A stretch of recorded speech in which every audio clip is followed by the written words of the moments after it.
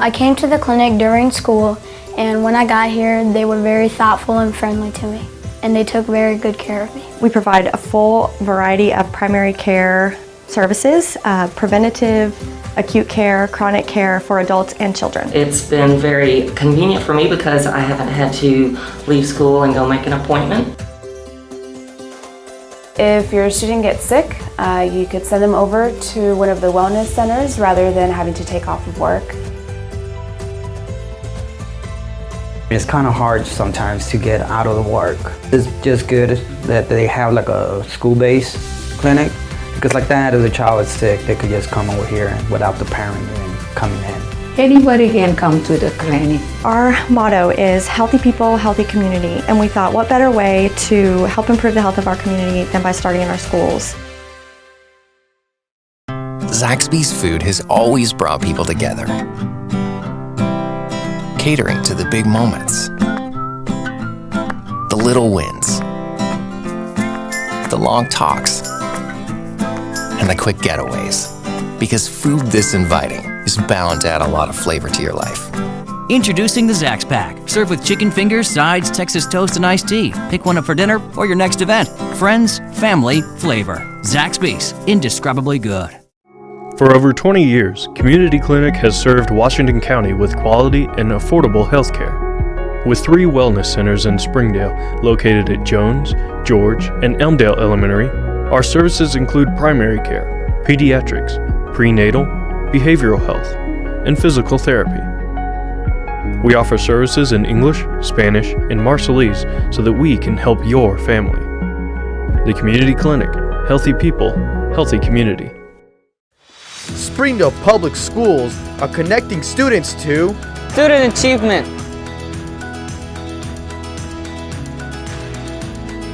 Safety,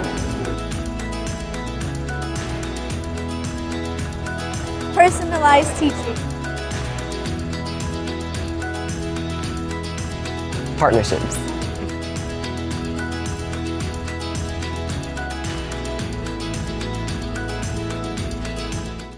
At Springdale Public Schools, we're given every opportunity to succeed because we are #the choice for education,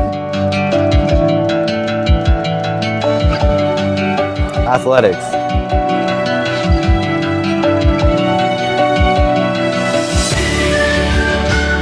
music,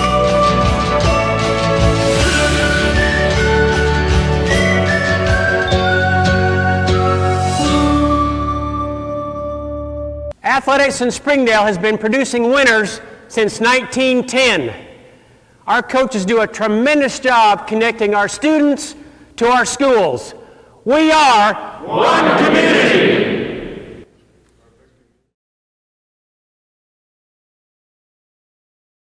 Everyone, and welcome to this matchup between the Springdale Bulldogs and the Bentonville West Wolverines. I'm Claire McElroy, along with my co-commentator Mark Solis. Good evening, ladies and gentlemen. We're glad that you're accompanying us on tonight's great matchup. We have the Springdale Lady Bulldogs and Bentonville West Wolverines. I mean, I'm expecting a great matchup here. Both teams are going to come out here and really give us a show. Definitely, and I feel like the best way to talk about this matchup before we get started with the game is talking about the stats. So for the visiting team, Bentonville West, we have an overall record of 7-6. In conference, they're 4-4, which places them in 5th place. And for Springdale, their overall is 5-10-1. Their conference is 1-7, and they're ranked 7th in the conference. And in this last meeting, these two teams' last meeting, Bentonville West won 3-0. So I'm expecting Springdale to come out with a vengeance, and they're ready to come out and play and get that win. Absolutely, Claire. Whenever we have Springdale, who's not had the greatest start to the season, I mean, that's really whenever you get an opportunity, whenever you get the second turn of the season, you definitely get the opportunity to step it up. I mean, it's happened time and time again, year after year, where teams that have started off pretty rough can really start to turn things around in that second turn. This is going to be an important game for Springdale. If they can get a win out of this game, it might propel them forward to do better in future games and hopefully put them higher up on that standing. Definitely. And I mean, there's only one team in between these two in the rankings, so it's going to be a pretty close matchup, I feel, and I think it's going to be a really good game. I mean, I couldn't agree more. Even though Springdale, last time they faced the Lady Wolverines, they did lose 3-0. The rankings speak a whole different world here. We only have a difference of 2 spots, so it's not anything too different. Definitely, and now it's time for us to get into this game. Springdale's going to have the ball to kick it off.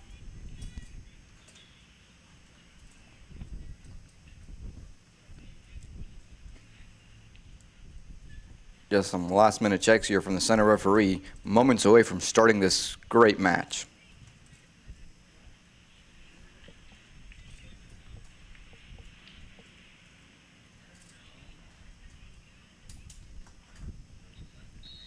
And here we go. Playing it back to Jessica Alvarado to play that long kick up.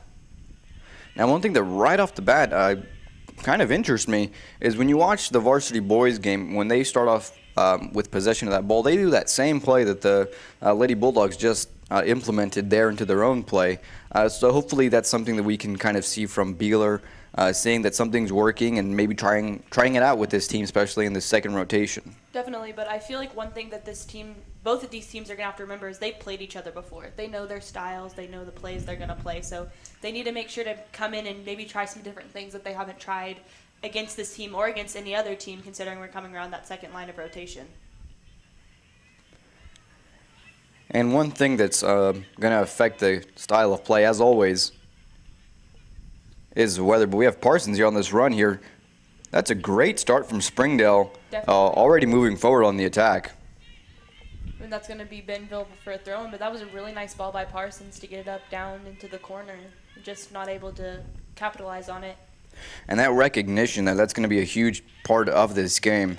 On that same play, we saw Parsons on his left side, and we saw Danny Avila right there in the middle, kind of waiting for that ball, waiting for Parsons to pick her eyes up and able to see her and play that ball. So hopefully Springdale can get another play just like that and recognize that opportunity. Definitely. I feel like that's one really nice thing about the Springdale team is they're really able to recognize what plays are working for them.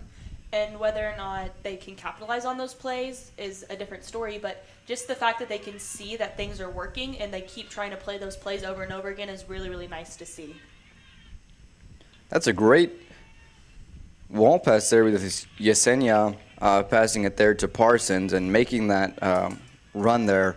And Springdale's really starting off on a good foot here. I mean, they're already on an attack here on West's defensive half. And it could be dangerous here. We have Alvarado taking this corner kick. And Alvarado is very deadly with her kick. She's really, really nice at placing them in good position, so this could be deadly. Just right past those Springdale forwards, and now we're going to have a goal kick for West. If Springdale really wants to start turning around their season, they really got to start capitalizing on all those plays as early as possible. Try to get a foot in the door as much as they possibly can before the elements, because it's fairly hot out there. It's almost 80 degrees, and they're going to be tired. They're going to be running, so it's important for them to try to get something before their body starts to wear and it really starts to affect them physically. And also another big factor is the wind. The wind's been blowing pretty good today. The trees are kind of rustling off in the background just a little bit, but that can make the world of difference in this game because the ball can be played up in the air a lot, so that could make the world of difference for these teams. West looking to look for their first offensive attack, sending a long ball there. Karen Antuna nicely just setting it out of bounds, giving her team a chance to recuperate. That was a really nice ball by West, just really beautifully placed, kind of back behind the defense, just weren't able to get there fast enough.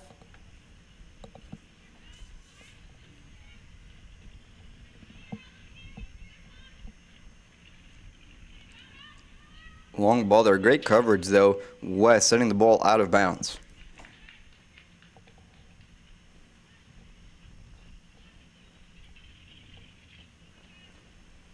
Good flick just by Alvarado, just Bentonville being able to get there first. And one thing that a lot of teams and players, I would almost say, take for granted is the home advantage. I mean, whenever you can play at home and kind of have that support of being familiar with the space, practicing there just about every single day, that's something that's huge. And the Lady Bulldogs haven't played at home in a week So for them to be back after about 2 or 3 games now, that's pretty big, coming home to your home field and playing where you're most comfortable, kind of where it counts the most really on this second rotation. Definitely, and I feel like we actually see that kind of helping them tonight. Most of the play has been on their side. We've had a couple of good defensive attacking runs by Bentonville West, but most of the game has been played on Bentonville's defensive side. So I think that this home field advantage is going to definitely be a factor tonight for this girls' team.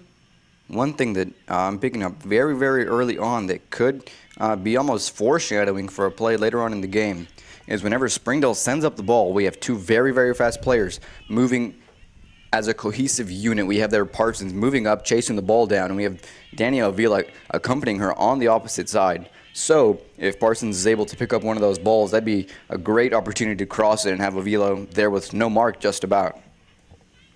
And also another thing I've noticed about the Bentonville's defense is that they're playing kind of almost a diamond formation, and we have our three forwards up playing, and they have a person on each one of those. So they've kind of realized that we do have speed on Springdale does have speed on their side, and they're going to have to try to man mark to make sure that that speed can't be a factor. And what comes along with that diamond formation is a lot of movement without the ball. You're going to be passing and moving. You're going to see a lot of creativity there and a lot of opportunity for really fast plays, which is going to be crucial. And we have a shot there from Heather Gonzalez from out wide. And again, that's one thing that Springdale has been doing a lot better at, is recognizing their opportunities and changing the variety of play.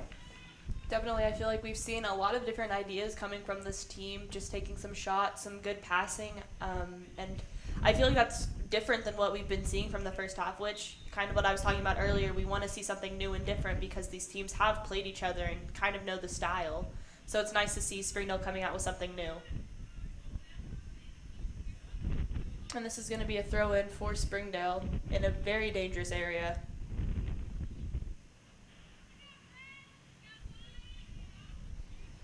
West is definitely dropping off a lot of their man-marking ability and dropping off a lot of players because they know that Springdale, if they were to get that ball, they can move it very, very quickly. Bentonville West goalkeeper just able to get her hands on the ball, and it's going to be another corner kick for Springdale. Absolutely, just getting her fingertips right on that ball. That's going to prove to be very important here with Springdale continuously getting these corners and being able to get as much possession of the ball as possible. But also I feel like that's kind of a testament to how Beeler lets his outside wings for his defense kind of come up and play. That was number 18, Bianca Rivas, that made that run up there and served the ball in and almost got a goal for the Springdale side. And it was really nice to see that he's allowing his defenders to kind of run and make plays and be a part of the attack. We had West there coming off of that corner with a counterattack, and Springdale picking it up very nicely, and now having a small counterattack of their own, playing it forward. Goalie just picking it off of Heather Gonzalez's feet there. But again, that's just a great testament to their reactionary style of play, where they saw the counterattack, they picked it off of West's player, and had a counterattack of their own, really. And that was a very dangerous play. And I feel like right there with that, the punt from the goalkeeper kind of shows how windy it is outside. That ball was going straight and all of a sudden just turned at the last second and went out of bounds. So that's definitely something that the goalkeepers are going to have to be watching for.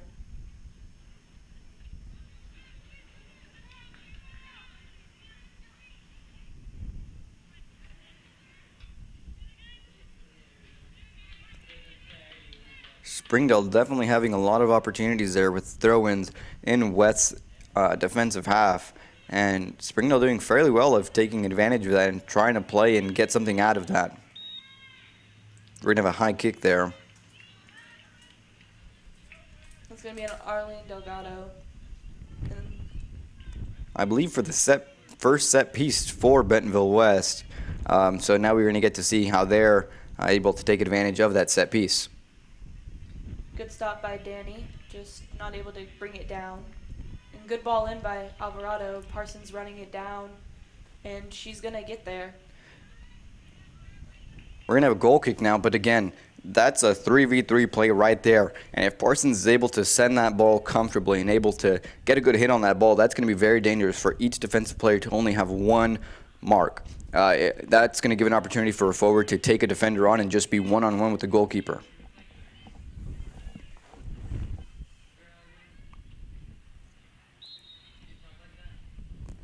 And they're going to call an offsides, I believe, on Parsons.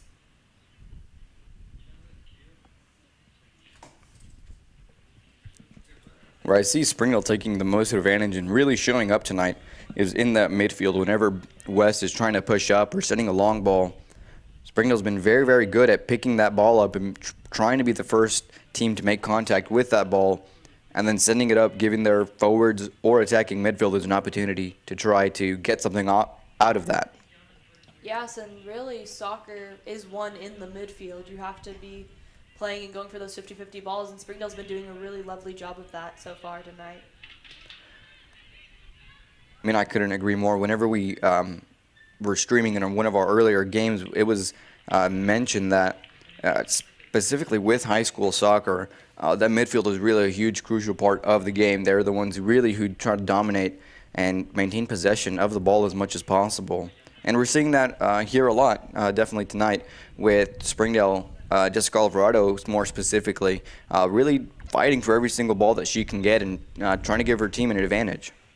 And another thing I like to see is that we were talking about this a little bit earlier with the defense. We see that defense pushing up to almost the 40-yard line, Springdale's defense, which is nice because that also adds enough numbers forwards, but also makes it to where that Bentonville side can't get back too far and try to make those runs because they might be called offsides. Yeah, definitely. I like their self-awareness, realizing the possibilities of plays, and recognizing that maybe they shouldn't just go and push all of their players up because it is going to leave them vulnerable.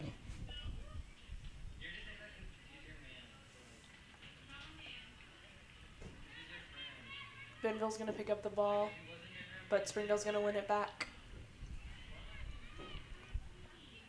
Avila there with a deep ball looking for Parsons. Parsons not being able to get away from that back side of that defender. Good punt from the keeper, but stopped by Arlene Delgado.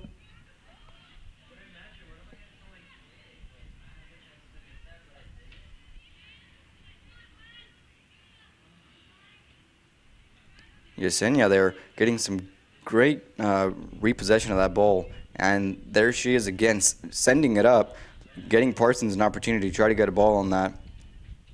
Just a little bit too much, and it's going to be a goal kick for this Bentonville side. One thing I'm really loving about the Springdale side is the aggressiveness with which they are playing. I feel like sometimes Springdale kind of likes to stand back and play a little bit more defensively, but tonight they really are fully on the attack and attacking really well, playing clean, playing smart, but definitely attacking, and I feel like that's really paying off in their favor. Exactly, and if we can see that Springdale realizes that it's actually working a lot better in their favor, maybe we can see this can be the first, turn of playing style that Springdale's going to recognize. If they can recognize that this style of play is working for them, maybe they can implement a lot of this style into their future games and really try to give them as much of an advantage as they can get. And once again, Bentonville had a little bit of a counterattack there, but it's going to go out of bounds, and it's going to be Springdale ball.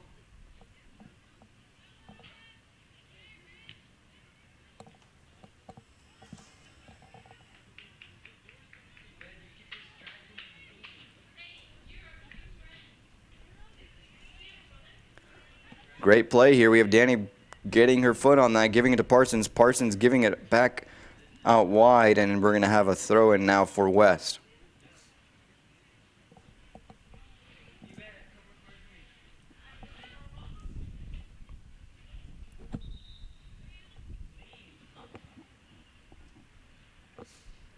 Substitution for Bentonville West, 11 coming off, and entering the game will be number 27.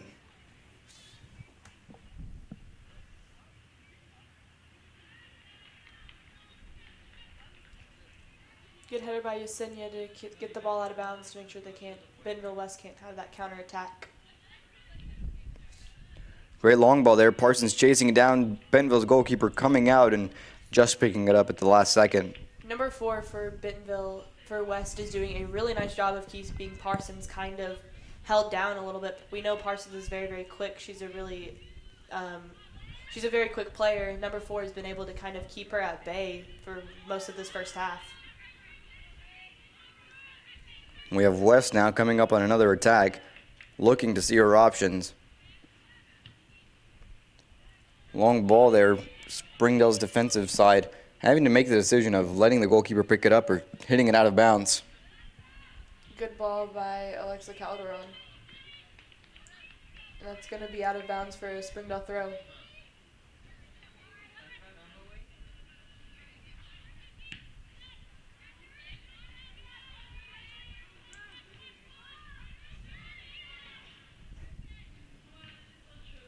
We have a little series of kickball here, it looks like. Neither team's really been able to put it down and play nicely with the ball here. Bentonville finally got it down and looking to see their options, but Springdale again coming in and cutting off that play as soon as they possibly can to try to take it away from Bentonville, really, and try to give themselves possession. And even if Springdale can't get that ball down the field, if they can just get it out of bounds and kind of mess up the play, and really even for both teams, if they can kind of mess up their speed and different things like that, it's very crucial. We have a very dangerous play here from Bentonville West. One of the ladies was able to open up on that left side, center it in. And we had number 7 from West trying to get it in there, and it was just not a very comfortable hit there as she was being marked by Springdale's defender and didn't get a good hit on it.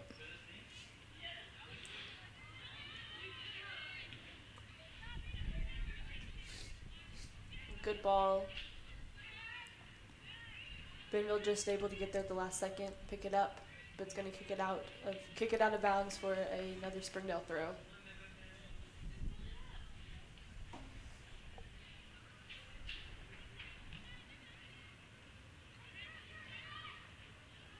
Erin Christie being able to stop the ball and Karen Atuna getting it out of there. Now, I would even go as far as to say that is Karen Antuna's specialty, just coming in at the last second and just clearing any dangerous ball that she has back there. And I mean, her and her defensive teammates really as a whole have been doing really, really good this entire season of just being there and always giving the forward a hard time and not making it easy at all for the other team to score. And if they're not able to get out of bounds or get it off their feet, they're making it very difficult for them to hit a very comfortable shot. Definitely.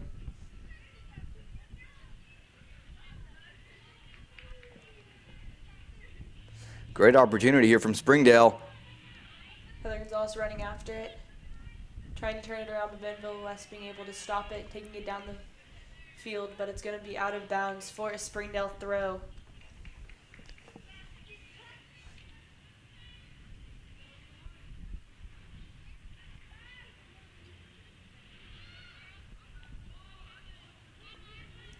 Now, I would venture to say that Springdale's played just as much with the throw-in that they have on the field, and that's something that Springdale has to recognize and really make something out of their throw-ins, considering that they've been playing and depending on it fairly heavily this entire game so far.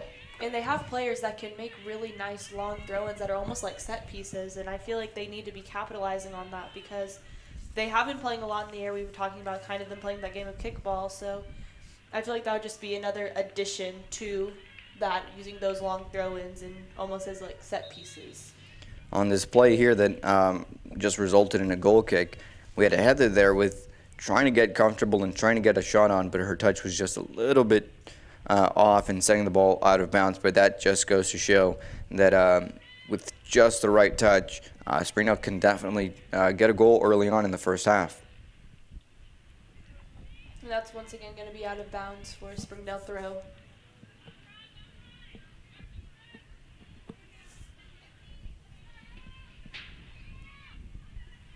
A good throw into the box. Parsons being able to pick it up. Yesenia picking it up on the outside. Just taking one extra touch, not being able to get it, and it's going to be out of bounds on Bentonville for a Springdale throw. I mean, we can tell just from that right there how much danger really Springdale has whenever they're pushing up top like that. We see a Springdale player dribbling past two Bentonville players, and Bentonville's just swarming on them, trying to put as much bodies and make it as difficult as possible, try to get that ball off of that Springdale attacker. And Springdale still manages to try to get possession of that ball and play it in. And I feel like that's good on Bentonville's part, being able to recognize the fact that, hey, you know, they've been attacking really, really well. Maybe we do need a double team. And, you know, a lot of times you hear coaches saying, don't double team, don't double the ball. But sometimes when you have really good attacking players, you need to double that ball to make sure that it's going to be stopped. And sometimes your one defender can't keep that one person at bay. So sometimes it's good to keep those two defenders on the ball. And I feel like Bentonville's figured that out and are doing that really, really well.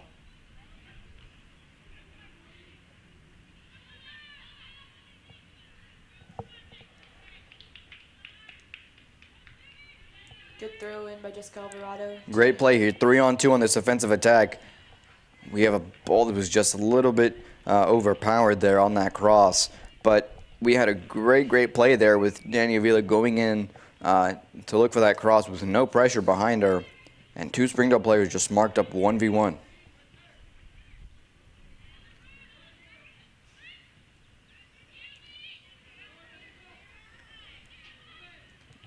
Bentonville keeping hold of the ball in the midfield. Just a little bit too hard from number 9 for number 20, and now it's going to go to Springdale.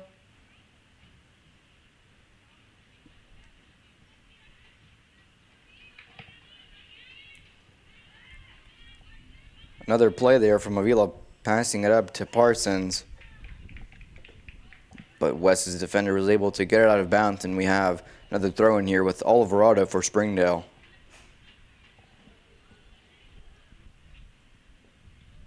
Good throw to Yesenia, but she's just going a little bit too much of a touch, and it's going to go to Bentonville. What I really feel like has been hurting Springdale in this first half so far has been that really crucial final touch. They make some great plays, some great runs, and that final touch is really what's been hurting them. We have West here on the attack now. 7 coming down that right side. Aaron Christie coming down and defending wonderfully there, chasing her down and getting that ball off of her feet. Once again, that's just a testament to Springdale's style of defense. They wait till that very last second to step in to make sure that player can't get around them.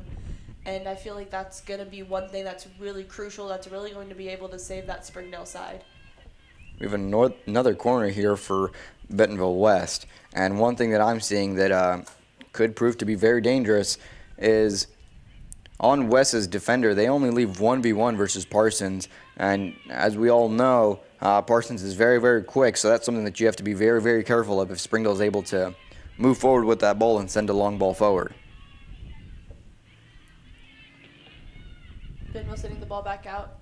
Going to try to play it down the side. Aaron Christie able to get a foot on it. Then Arlene Delgado.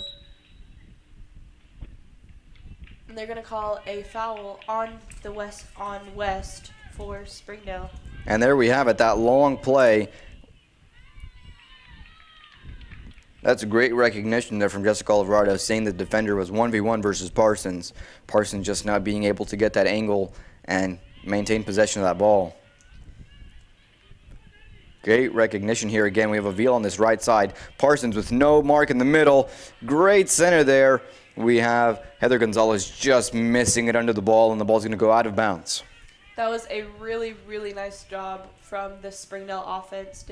Danny being able to get that ball down in the side and playing that crossing in. Just Heather barely missing it. It was a really good play.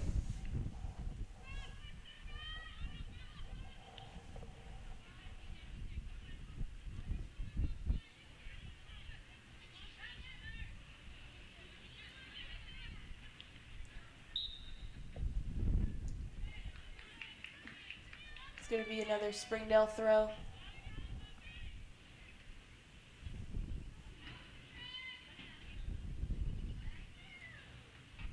Looks like West is going to be making a couple of substitutions in the coming minutes.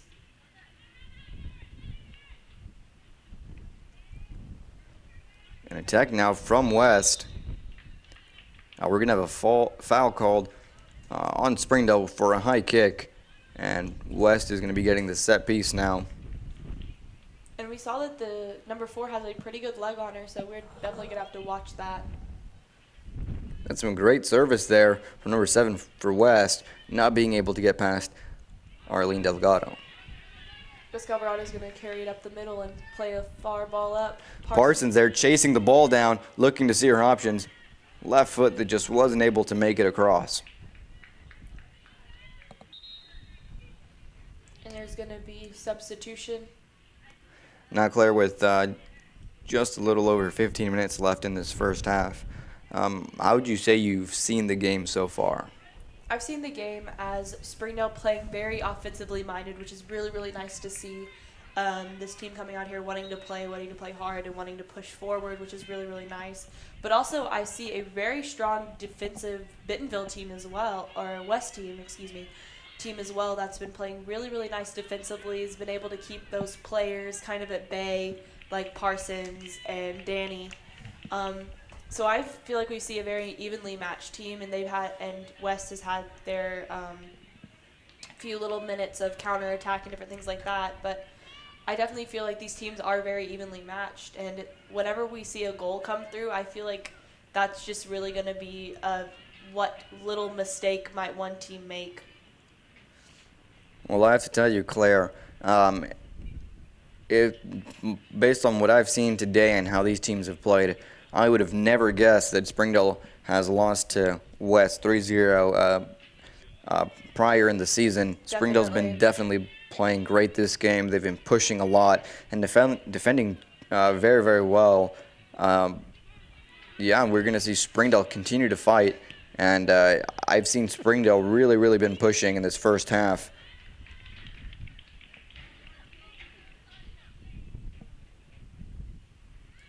And I feel like that's something that's really interesting about the second half of conference is that two teams can come out and not look like the two teams that played each other previously. They come out playing differently, smarter, figuring out what worked for them last time, what didn't work, and we can almost see like two completely different teams playing against each other, which is definitely what's happening here tonight. Absolutely, and we definitely see that transfer over to the rest of the season. If we see one team change their style of play or their outlook on the game, it can definitely affect the way they play the rest of their games, and that's what we hope to see from teams, to see them mature and develop throughout the season. Good stop by Parsons, just a little bit too much, and it's going to go out of bounds for a goal kick.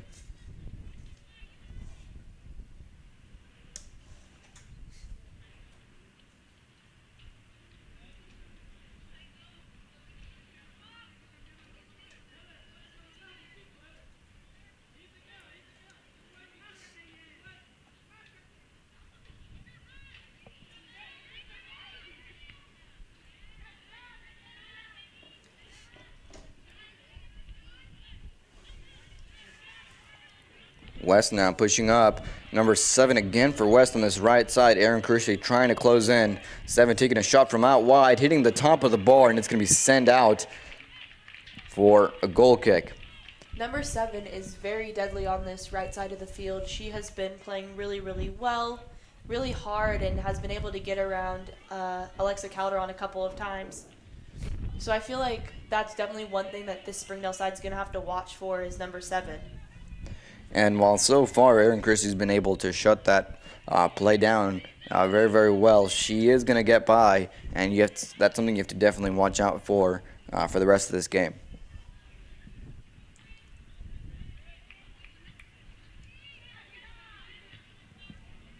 Bentonville now on the attack,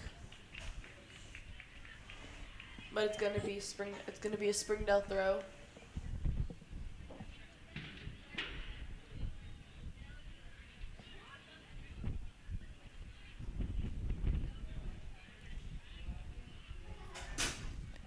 Now, one thing that really make this game a lot more interesting and be able to step it up just to that next level would be to get one of these teams to score. I feel like that's really going to set the tone for the second half, and it's really just going to rise the stakes just that much more.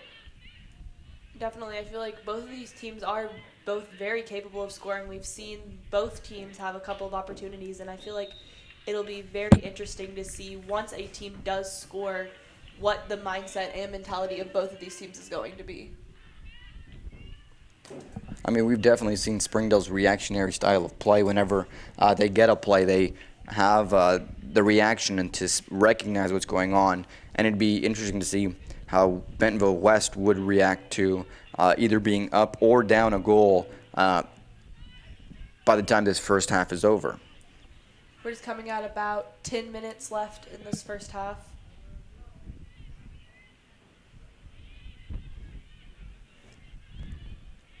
West pushing up on the offensive now, trying to send a long ball in. We have Kieran Antuna with the good clearance upfield.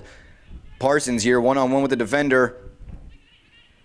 Great defense there from Bentonville West's number 4, putting in her body very nicely between Parsons and the ball, shielding that ball very nicely, allowing her goalkeeper to come out and pick it up.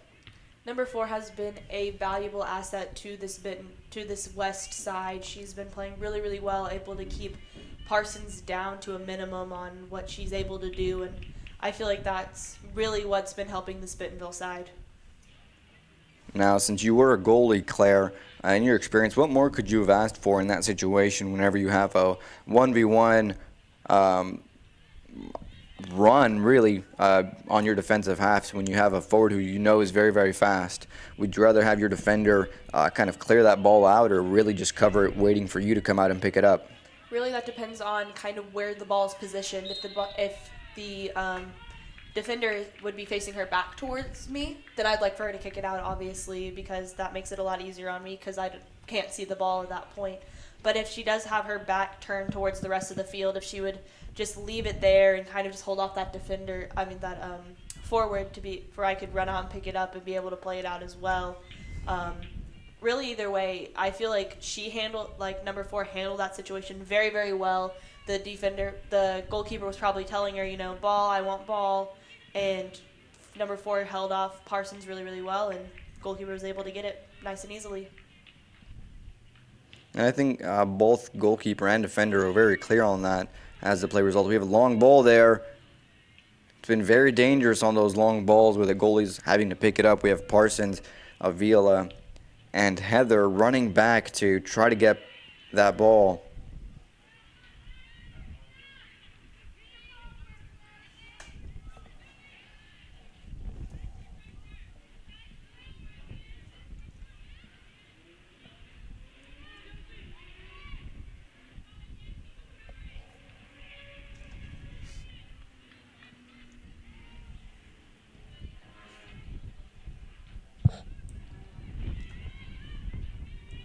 By Kieran Antuna to come up, but Bentonville West is going to be able to get there, and number 7 is going to pick it up.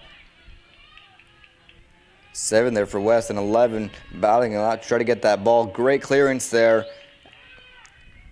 You have a couple of players on the ground there. Both of them are on their feet now, but that's just a really intense play there. I mean, we had Bentonville's number 11 trying to score. We had Springdale's number 4, Alexa Calderon, coming back to defend that ball at all costs and just throwing herself in the middle of that forward and that goalkeeper to try to clear that ball, and she did so successfully. And also we had the goalkeeper coming out as well, just to make sure that if that ball did get around Alexa Calderon, she would have been there to be able to stop it, and she was on the ground, which caused a little bit of caused the collision there. Yesenia here, number 25, looking for a shot. And the same scenario where we have Bentonville West defenders throwing herself in the middle of that, not letting that shot take place. Both of these teams in the last 5-6 minutes of the game are going to really be trying their hardest to make sure that neither team can score. Sometimes it can get a little bit dirty, and we can see a little bit of an intense play from both teams. So hopefully they'll still keep it clean to make sure that they aren't going to get any fouls or get in trouble. And as spectators, that's exactly what we want to see. We want to see the stakes go up with just over 6 minutes left in this game, like you were saying. We've seen attacks from both teams and that they could have proven to be very dangerous and crucial going into the second half. So we definitely see both teams really giving it their all in these last few minutes. We had a free kick for Bentonville West. Springdale kicking it out and making that a throw-in. And it's going to be another throw-in for Bentonville West.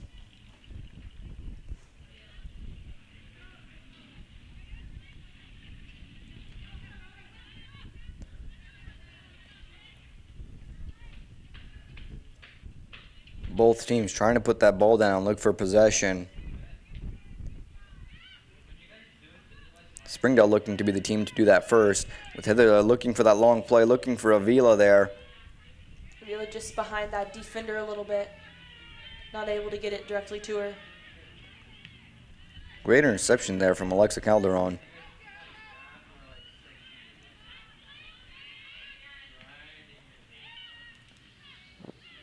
West with the attack now, playing it out wide to number 7, who's proven herself to be very, very dangerous, and Springdale having to watch for that. Arlene Delgado with a great interception. Once again going to number 7, who's going to play it across.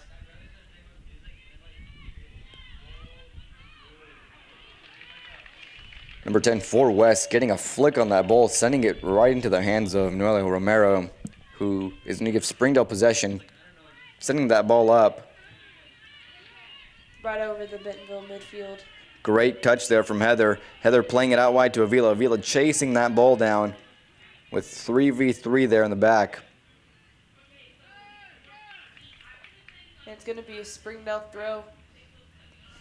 Now, especially when it comes down to these last few minutes of the first half, maintaining possession is going to be key. Trying to get that ball at your feet to give yourself every opportunity you can to score is going to be very important. So Springdale really needs to be careful and with the plays that they're doing to try to keep that ball at their feet.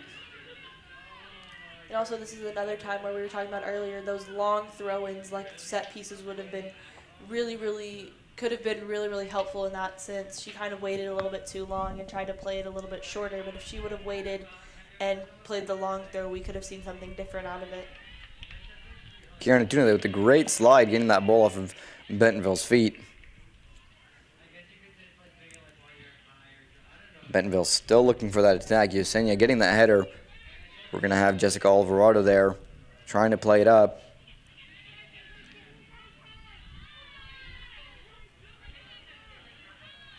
Seven now for West on that right side once again, sending it in just a little bit too wide. And I think, Claire, you can really agree with me on this, or I want to hear your thoughts on this, really. In that middle of the field or that midfield position is really where we're seeing the most amount of conflict. Balls are being turned over to the other team, and we're seeing both teams really fighting for that ball and trying to get possession of that ball in that midfield. That's where really the plays are being brought out from and where the most dangerous attacks are coming from. Definitely, both of these teams are trying to play those long balls from the center, from the mid, and getting them out wide. And while this can be a really nice idea and can result in good goals, sometimes that can just be a little bit of an easy play. So I'd like to see, they've been having a little bit of trouble with this, trying to see them kind of gain that possession in the midfield and really stop and say, okay, here we go, let's sit it down here and figure out what the best moves are going to be to get it down the field instead of just trying to kick those long balls. And here we have West in the last 2 minutes of the game in Springdale's defensive half. Springdale just trying to get out of there and not give West any opportunity to play anything from there. Number 28 with a good long throw. Yesenia able to kick it out of bounds.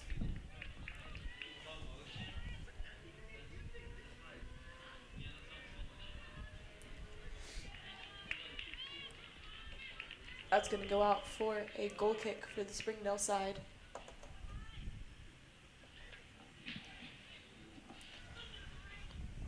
With a little over a minute and a half now, Springdale trying to push up, but West is doing a really good job of making it hard and getting a long shot there. Noelia picking it up, trying to push her team forward and trying to get this last attack here in this last minute and 20 seconds. Good ball by Noelia. There's nobody there from Springdale able to capitalize.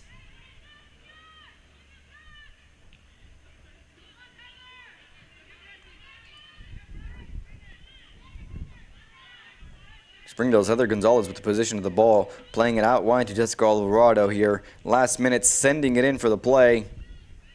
And it is going to be intercepted from number 6 for Bentonville West, and now West with the counterattack.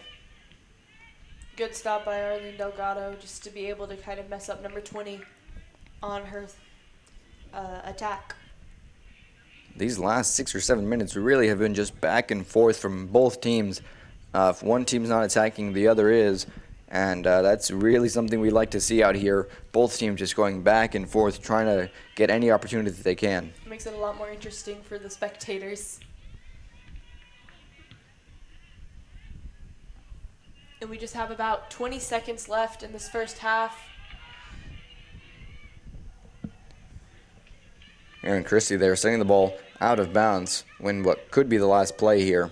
We have number 10 for West, setting the ball up, and it's going to be over the goal there, and that's going to conclude our first half. Tune back, ladies and gentlemen, for the rest of this very, very exciting matchup, especially in the last few minutes. Things started to really, really get interesting. Tune back in for the rest of this match.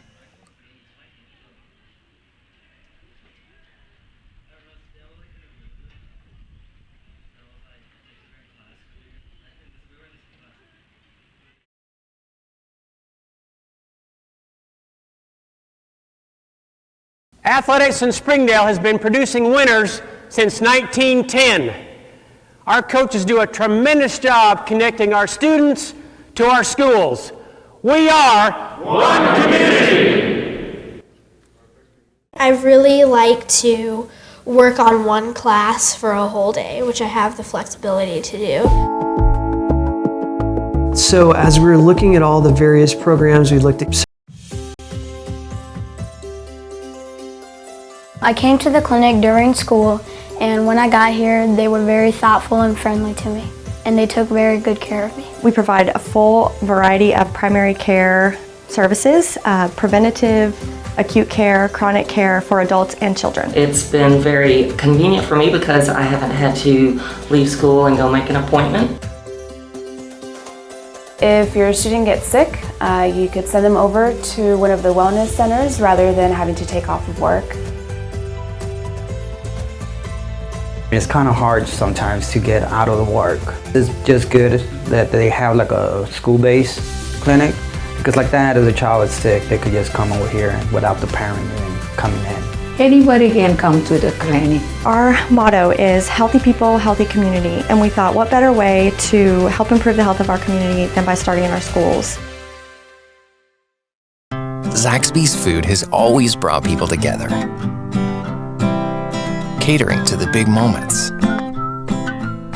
the little wins, the long talks, and the quick getaways. Because food this inviting is bound to add a lot of flavor to your life. Introducing the Zax Pack. Serve with chicken fingers, sides, Texas toast, and iced tea. Pick one up for dinner or your next event. Friends, family, flavor. Zaxby's. Indescribably good. For over 20 years, Community Clinic has served Washington County with quality and affordable health care. With 3 wellness centers in Springdale, located at Jones, George, and Elmdale Elementary, our services include primary care, pediatrics, prenatal, behavioral health, and physical therapy. We offer services in English, Spanish, and Marshallese so that we can help your family. The Community Clinic. Healthy people, healthy community. Springdale Public Schools are connecting students to student achievement,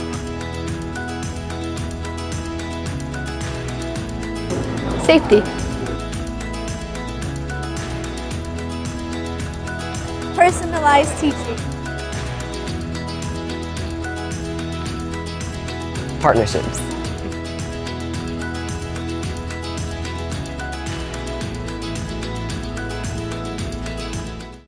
At Springdale Public Schools, we're given every opportunity to succeed because we are #the choice for Education. athletics,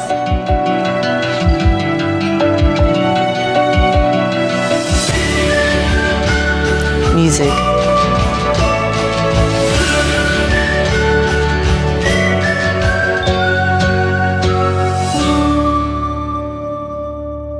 Athletics in Springdale has been producing winners since 1910. Our coaches do a tremendous job connecting our students to our schools. We are one community. I really like to work on one class for a whole day, which I have the flexibility to do.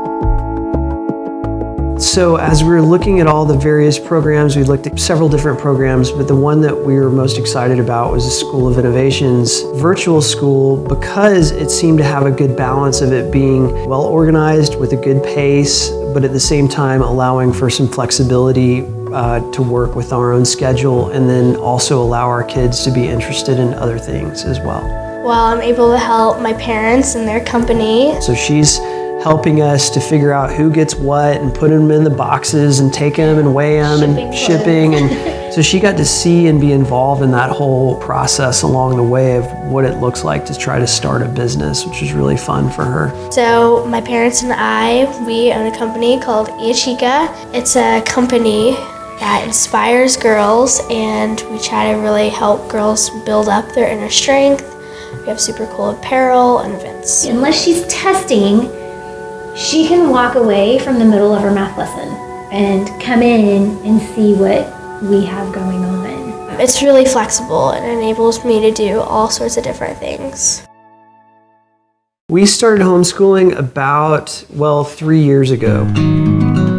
Right now, there's so much available in terms of homeschooling that it's a little bit overwhelming. So I started homeschooling in the 5th grade, and we were doing club soccer, so we were traveling. I first became interested in the Don Tyson School of Innovation, just what they were doing, and was fascinated by their approach. So I went and studied their website and saw that they had a virtual school. It's really flexible and enables me to do all sorts of different things. And then also being able to contact teachers if I have questions that my parents can't deal with. She really loves science, and she was moving so fast that they were able to actually move her up a grade. But then her math, she was kind of struggling with that a little bit, so we were able to try and tweak the program to fit where her needs were. I'd love to go and play college soccer. I'd love to go as high up as I can in the soccer world. But I think ultimately I'd love to work for NASA, either as an astronomer or as some kind of engineer to help colonize different planets.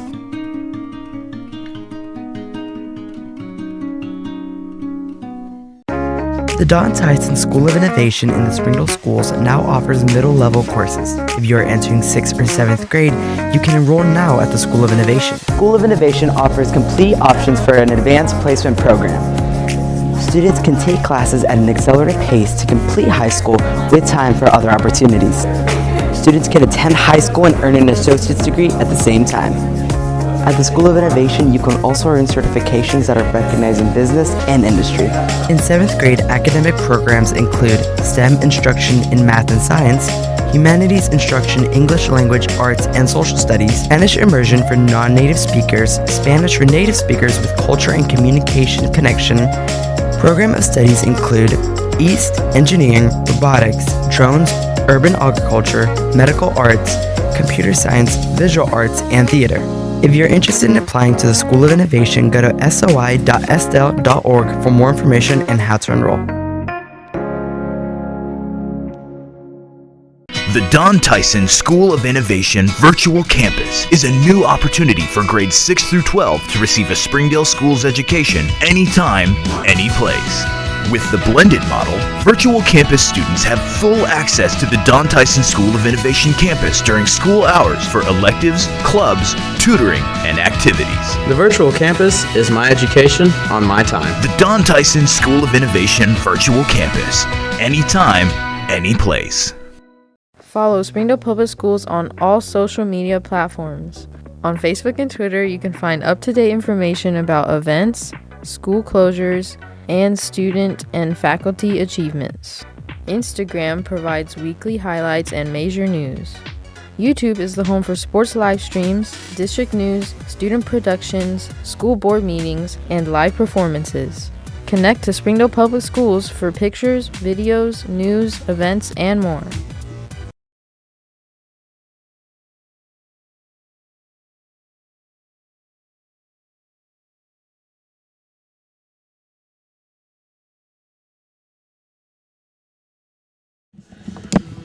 Welcome back to the second half of action between the Springdale Lady Bulldogs and the Springdale and the Bentonville West Lady Wolverines.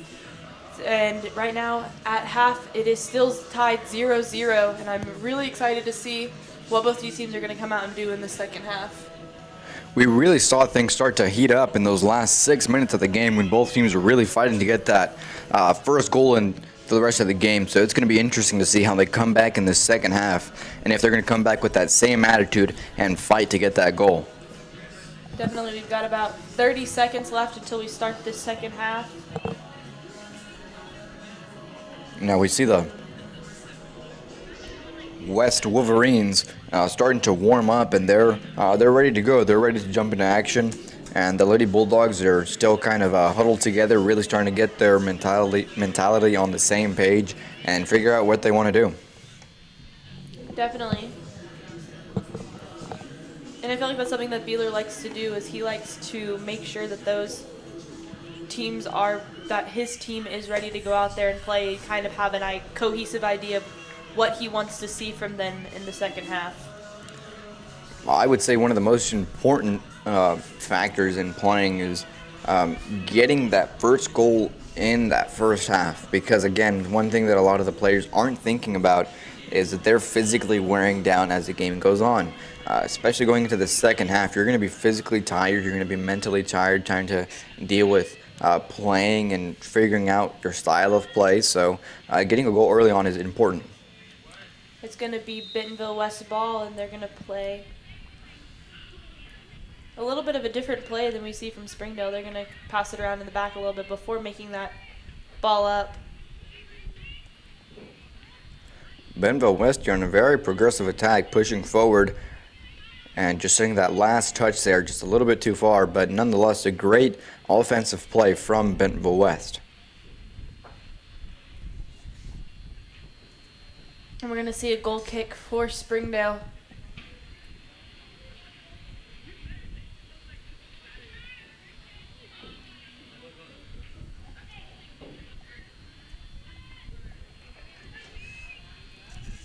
Danny just not able to get a foot on it, and it's going to be a throw-in for Bentonville West.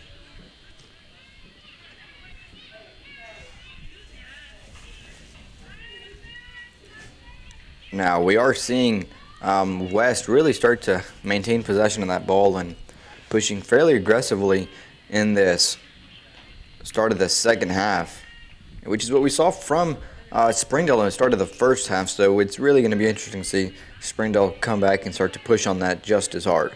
I feel like every once in a while that does happen, where you have one team that comes out in the first half really fast and hard, and then they kind of become more evenly matched, and then in the second half that other team kind of takes that same position and starts playing harder, and then probably around the 20-minute mark we'll probably see both teams kind of start to get a little bit more evenly matched, just like we did in the first half.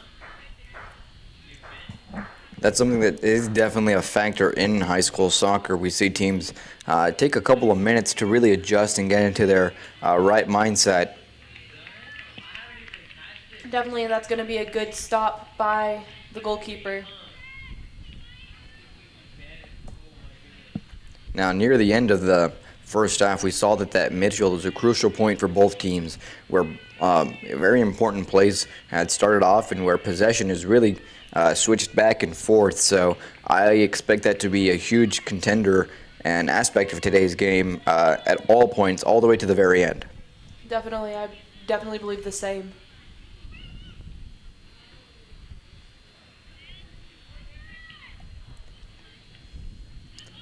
Great play there on the outside. West not being able to get to that, but that was very quick, and Springdale definitely wasn't anticipating that, with number 19 for West running on that left side of the field almost unopposed. We were talking about this earlier with number 7. The Springdale side's going to be having to watch those wide balls, because both of those players are very good on that outside, so they're definitely going to have to be watching out for that as the game progresses. Great recognition there from Springdale, and simple passes that is going to prove to be important to maintain possession.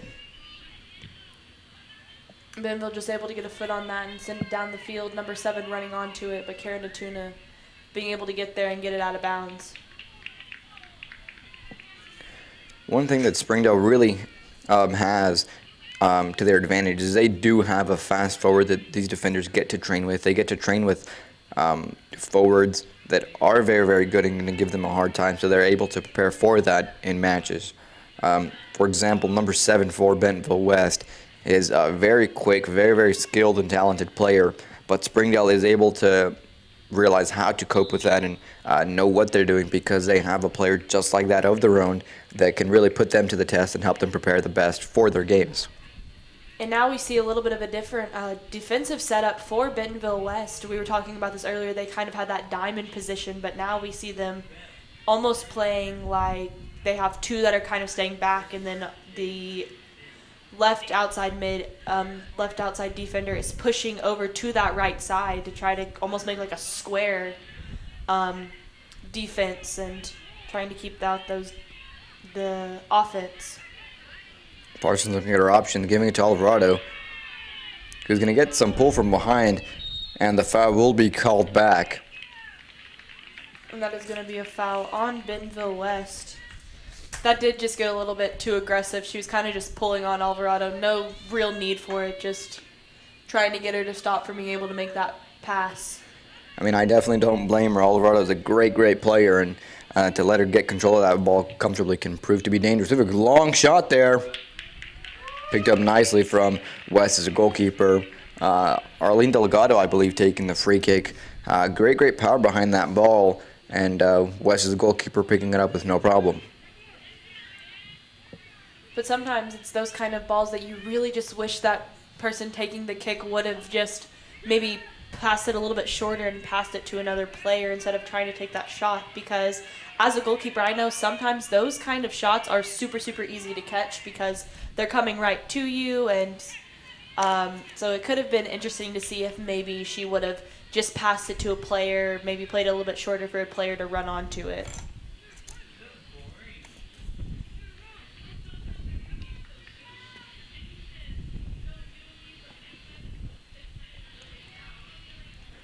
Now, those throw-ins from your own defensive half can be very, very difficult. I mean, I've had to deal with many of those in my career of playing soccer, and it's fairly difficult to ensure that your players can get your throw-in.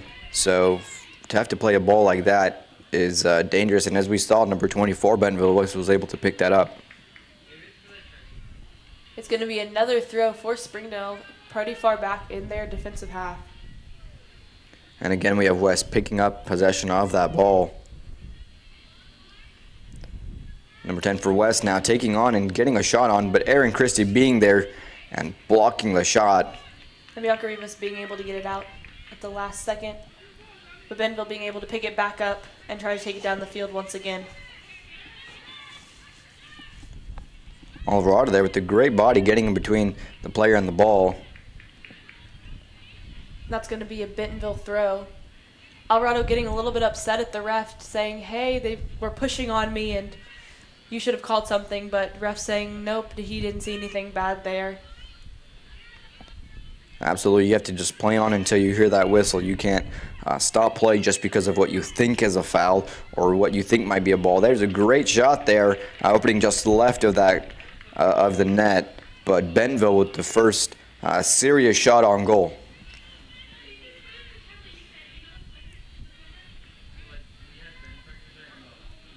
It's going to be a goal kick for Springdale.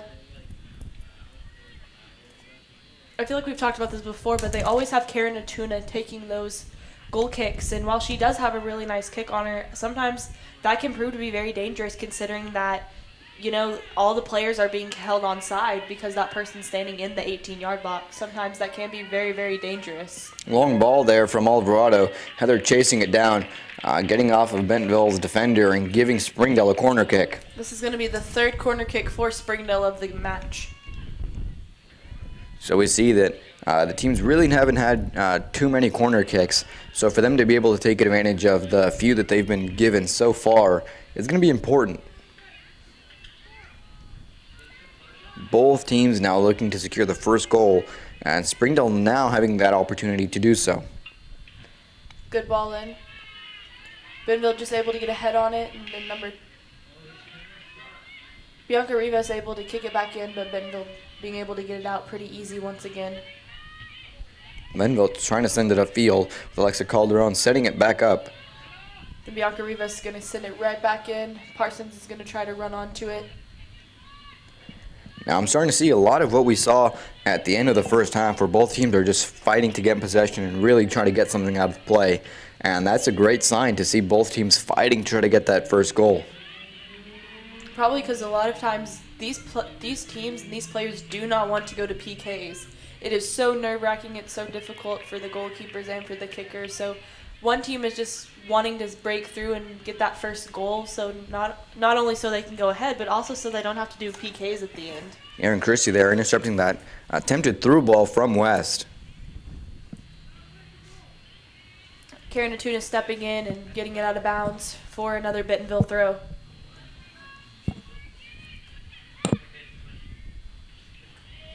Number 10 with the long shot there. Great goal there.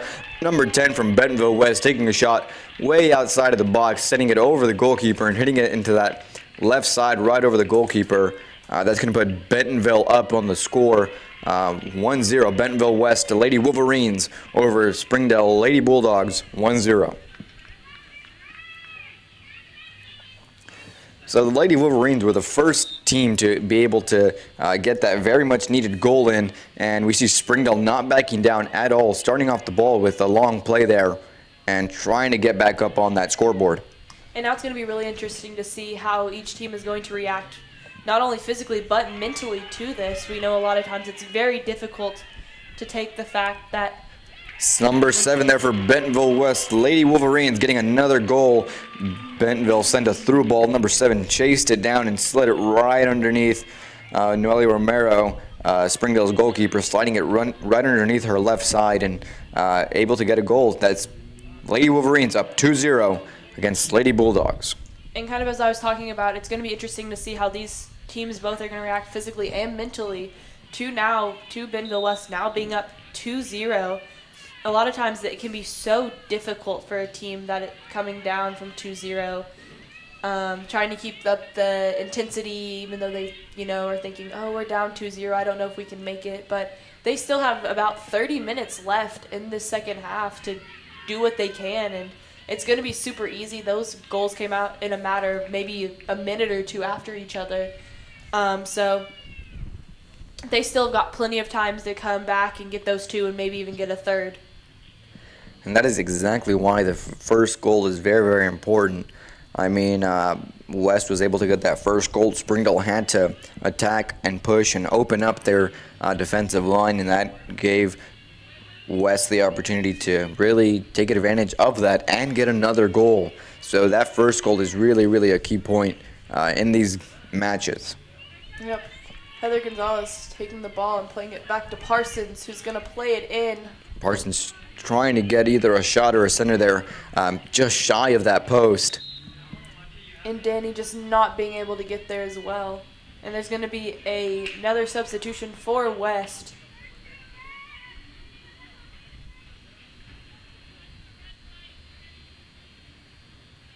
One thing I've noticed about this West side is they like to do pretty frequent substitutions to try to keep those legs fresh and try to make sure that everyone's moving quick on and off the ball.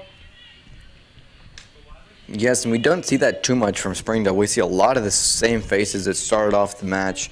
And, each coach has their different reasons, but West is definitely taking advantage of the fresh legs that they've got.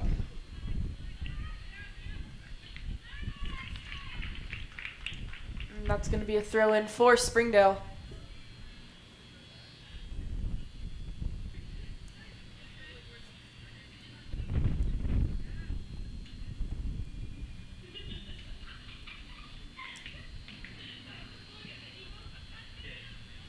But just as you mentioned earlier, the Lady Bulldogs definitely have tons of time to really pick it up, especially given that they've been fighting so hard and that they've had opportunities of their own. They have a little under 28 minutes left, so they definitely still have plenty of time to get 2, if not 3 goals and there's still being time left. And that's one thing that both of these sides are going to have to remember, is that they still have a lot of time left, and so Bentonville can't let their guard down a lot, but also Springdale can't get down on themselves because they still have so much time to play. West with the long through ball there. And whenever a team is given that much time after scoring 2 goals or being down by 2 goals, you can see a big major shift in both sides.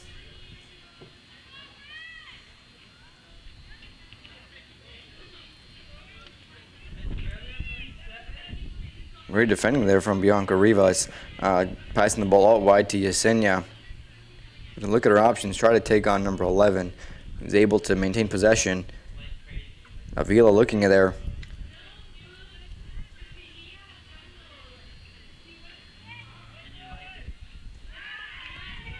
That's a great header there from number 2, Karen Antuna for Springdale, anticipating that play and heading it out of danger. Atuna walking with a little bit of a limp. Maybe she might have been stepped on, but she's still ready to go. Yeah, she continues to fight and play on. She's definitely a huge asset to her team, and I think she realizes that, so she doesn't see the need for her to be coming out or asking for a substitution. And that's one thing, once again, about the Springdale defense, is that each player is so strong. We see them running out and getting hit and banged and beat on, but they still constantly just keep staying in the game and keep playing hard. Here she is again taking that goal kick.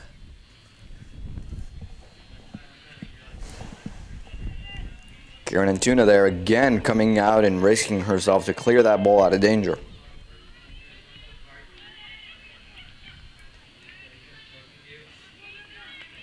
Number 19 is just going to get around Bianca Rivas, try to send in a centering ball, but it's going to go out left of the net for another goal kick.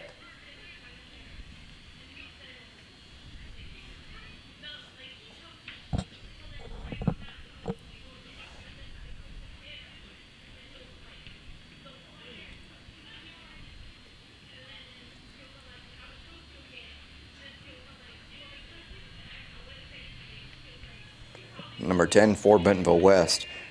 Still maintaining possession there, doing a great job and trying to pass it to her players. But Noelia Romero going to come out and pick that up easily. Be ready to send it up and try to get Springdale back on the attack.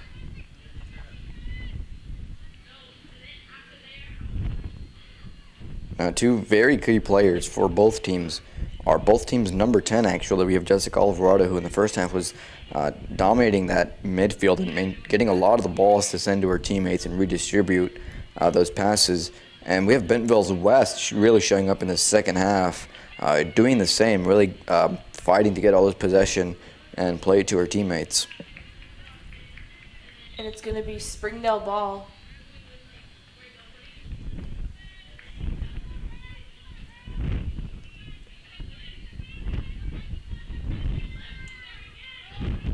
So you're going to pick that up and send it down for Danny, or for Gonzalez, my bad.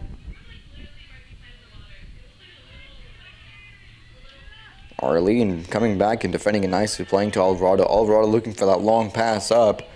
Parsons chasing it down. Goalkeeper for West picking it up. That's again, that great communication with your defenders, realizing that you just need to leave the ball and let the goalkeeper pick it up. Long ball here, Erin Christie with number 7 for Bentonville West, chasing her down. 7 with possession. Great slide tackle there from Erin Christie, defending that shot there.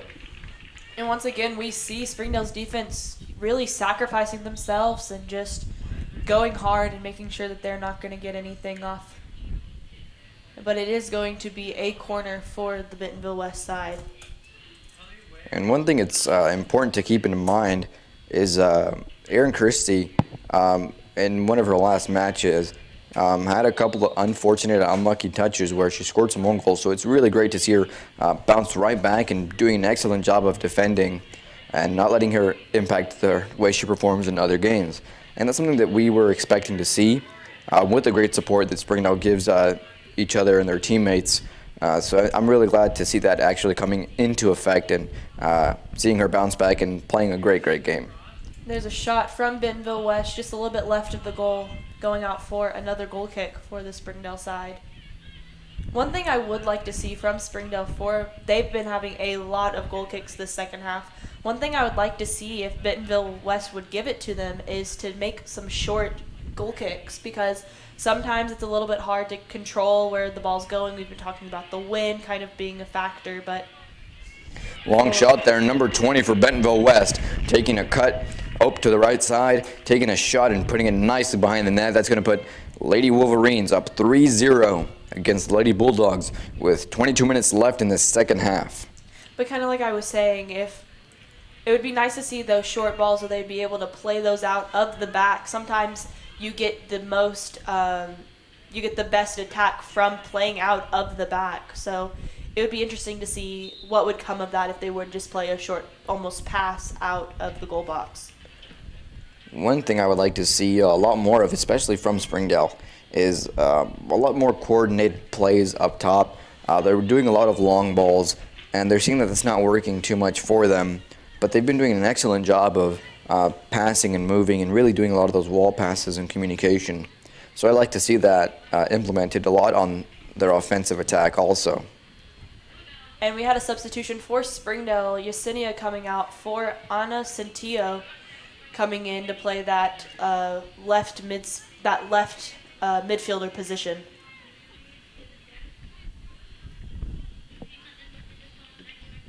Good punt from the West goalkeeper. Karen Tuna getting ahead on it, just not in the position way she wanted it to go. Number 20 heading it into number 7, who's going to get another ball there. And it's going to be called offsides.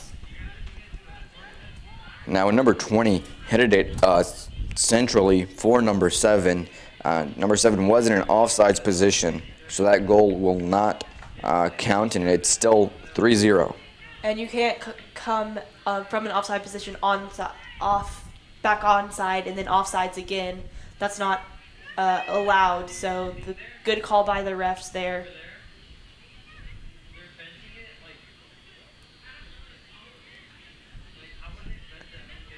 Great move there from Bentonville West is Campton is going to pass it back and give their team the ball. And it's going to be another substitution for Bentonville West. Number 10 and number 11 coming off for 27 and 18.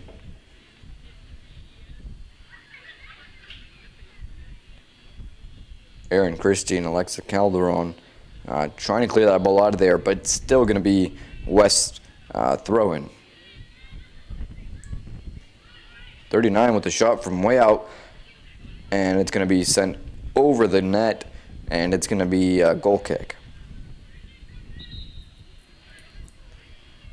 And there's going to be another substitution for Springdale.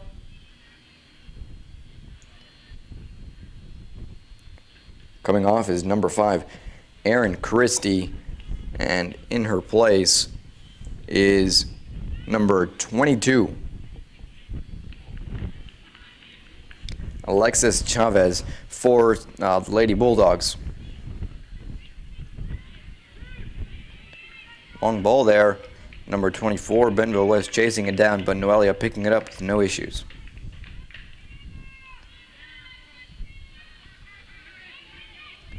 Alvarado there getting possession of that ball, sending a long ball to Parsons. Parsons with 1v1 there, number 28, not being able to get possession of the ball.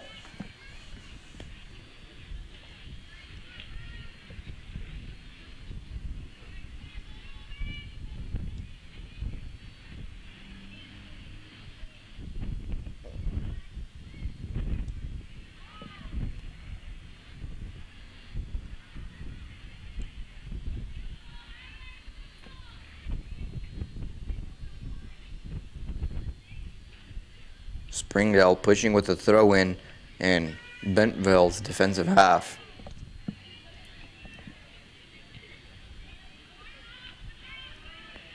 Number 22 heading the ball, but Bentonville West is going to be able to pick it up and try to send it down the sideline, but Bianca Rivas is going to be there to stop it. Comes back, Alvarado's going to look at that, send the ball forward. It's going to be out of bounds to throw in for Bentonville West. And there's going to be, once again, another substitution for this Bentonville West side. Number 20 coming off for I believe that's number 15 or 19.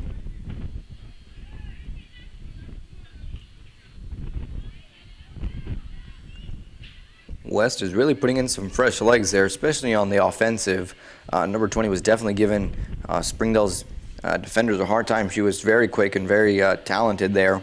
So to pull her out and have to see how Springdale's going to adjust to that number 19 coming in is going to be interesting to see. But another interesting thing I find about this Bentonville West team is even though they're up 3-0, they keep putting in those fresh legs because they want to score more goals. They want to try to get those goals up because I believe we've talked about this in other matches, but those points, how many goals you score, do make a lot of difference whenever it comes to conference play, because if there is a tie, they look at your goal differential next. That's the first thing they're going to look at. So teams are not going to slow down and stop scoring goals because they want to be able to have a good goal differential going into conference play. Especially with these two teams who are trying to move up on the ranking, every goal that they score is going to be very important to them if they do happen to tie, just like you were saying. Good punt by Noelia, Anna getting ahead on it. Parsons just not being able to stop it, and he's going to go out for a West throw.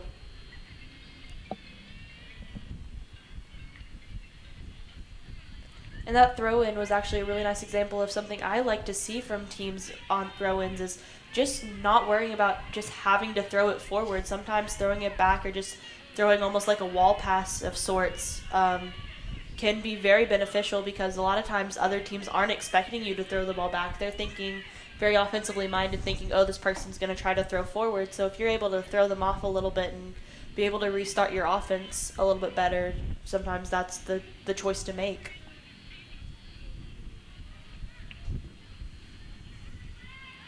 Alvarado looking at her options. You're going to have to Anna, who's going to kick it up to Gonzalez, who's going to play a high ball up, and number 39, I believe, for Bentonville West. Looks like she got knocked down a little bit, but ref doesn't call anything, and it's going to be a throw-in for Bentonville West. There's still a little over 15 minutes left in the second half. Springdale really still trying to stay in the fight and trying to get a goal still at this point.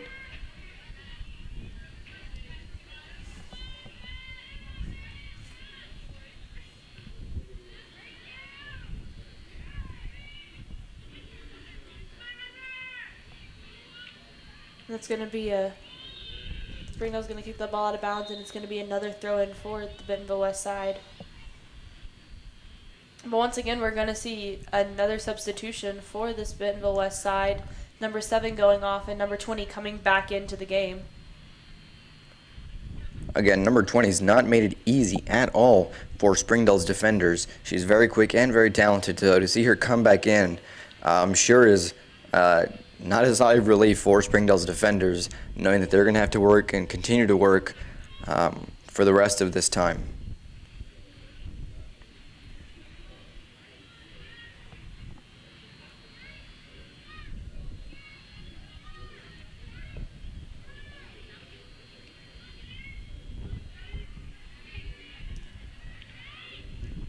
Karen Atuna and number 20 getting caught up a little bit in each other, but ref's not going to call anything. It just how she fell.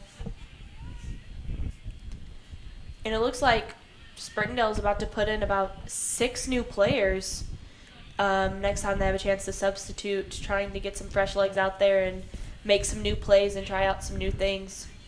Yeah, they're definitely trying out a massive substitution here, changing out a good portion of the team and seeing if they can get some sort of stylistic changes and seeing if they can make something out of these new players and take advantage of the fresh legs. And while sometimes you might not always think, you have your first string and your second string team, but sometimes those second string team people that come in kind of at the last about 13 minutes of this game, they can really be the difference. They can make the difference makers, and we could definitely see something interesting come out of the play with having these new players coming in. Especially if they're giving it their all with just 13 minutes left in the game. I mean, if you really give it your all, it can really make an impact in the game and really make it difficult for the other team to manage with all the energy and fresh legs that you got. And I feel like this is one way that Beeler is very interesting, is we see him do this a few times throughout the season, where he doesn't really substitute one-on-one. He kind of just likes to substitute in big groups, which I feel like is very, very interesting, but sometimes that can be to the benefit of the team. And now Springdale's going to do the big substitution they had here with a great number of players.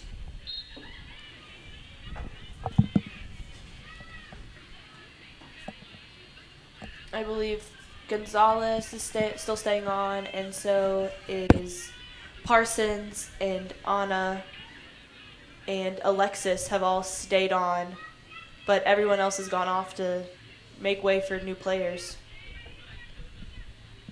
Springdale with the corner kick here, looking to get something out of it. It's going to be played back. Jessica Escobar trying to make a kick back in, but getting stopped by the Bentonville defense. Heather Gonzalez picking up his cross there, sending it in. Bentonville West's goalkeeper picking it up out of the air, and it's going to look to play with the big punt to her teammates. Yesenia trying to kick it up, but it's going to get stopped by the West defense.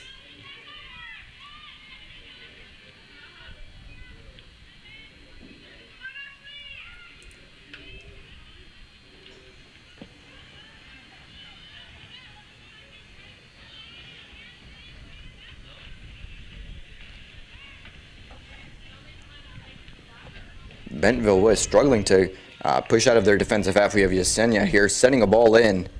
Bentonville West is going to get the last touch on that, giving Springdale another corner kick here with just over 10 minutes left in the second half. Springdale's really going to try to get advantage of this opportunity that they have with this corner kick. This is the 5th corner kick for this Springdale side. The second kick from Yesenia, who had a really nice kick the first time she kicked it just a couple minutes ago.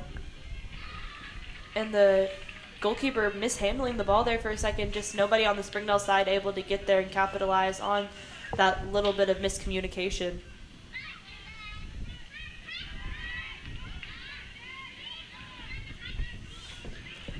Long ball there, number 15 for Springdale coming back, gaining possession, sending it out of bounds, letting her team drop off.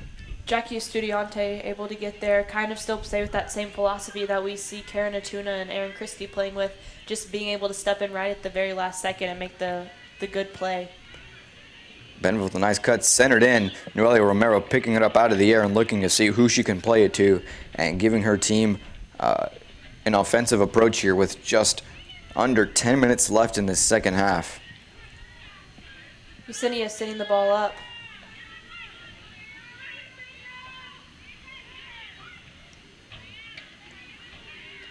Number 12, Mariana Hernandez holding onto the ball for a second, but getting picked up by the West defense. Jackie Studiante stopping number 20 on the attack, but Bentonville West picking it back up.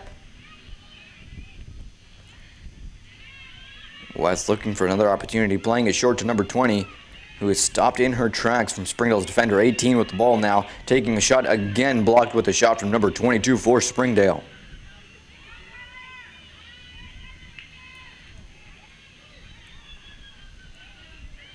.13 for Springdale playing it back, looking to get the clearance.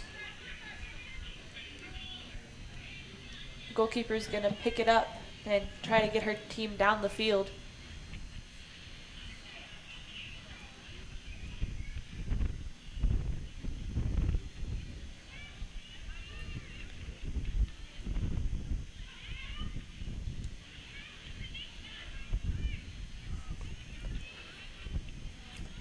Bentonville trying to move forward with another attack. The pass is going to be intercepted. Springdale now pushing forward, sending a long ball there. Number 12's trying to pick it up. Bentonville's defender came in just at the right time to clear that ball. Number 22 just kicking it out of bounds for Bentonville throw.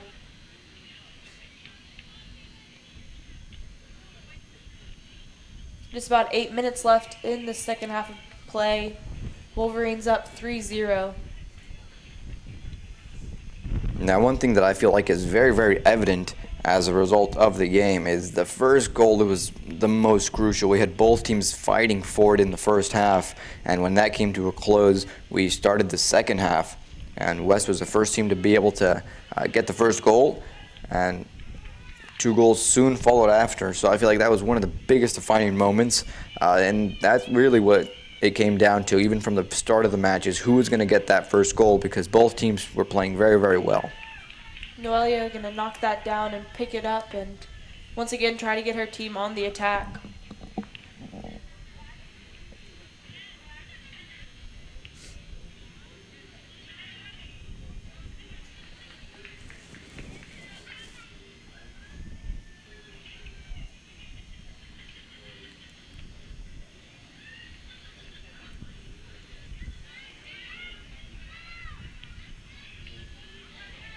But one thing I like is we've been talking about the big substitution that the Springdale side made is the fact that the style has stayed pretty much the same as the other defensive and offensive players.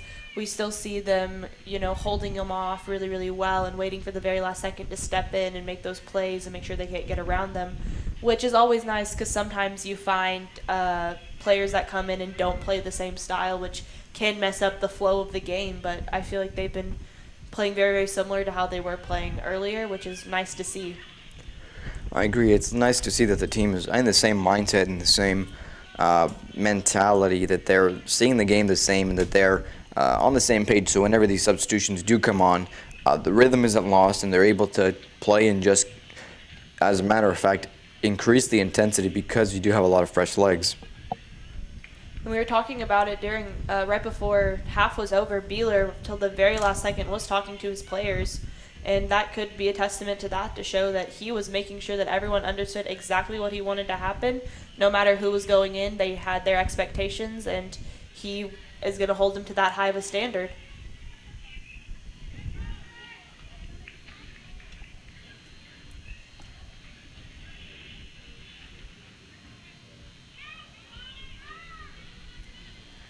West is number 27 taking a shot from out wide. Noelia picking it up and looking to see her options.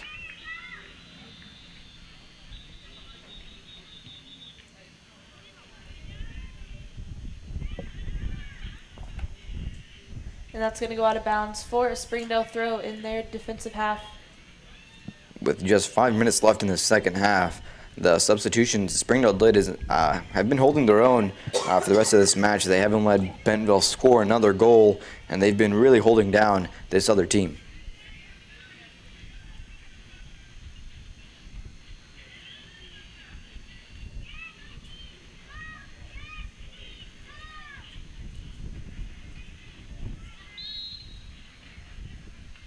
And they're going to call that a foul on West. I believe maybe a little bit of a push in the back on Parsons, and it's going to be a free kick for the Springdale side. Springdale, with just a few minutes left in this game, really have to capitalize on any opportunity they can get. Even from a free kick from back here, having an idea of how you want to play is going to be important.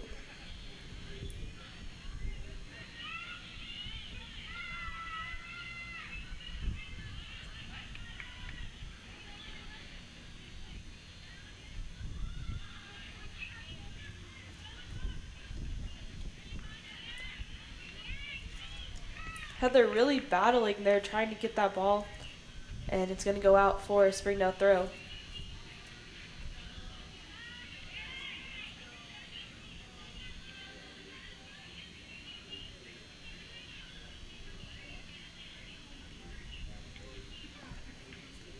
Just about 3 minutes left in this second half.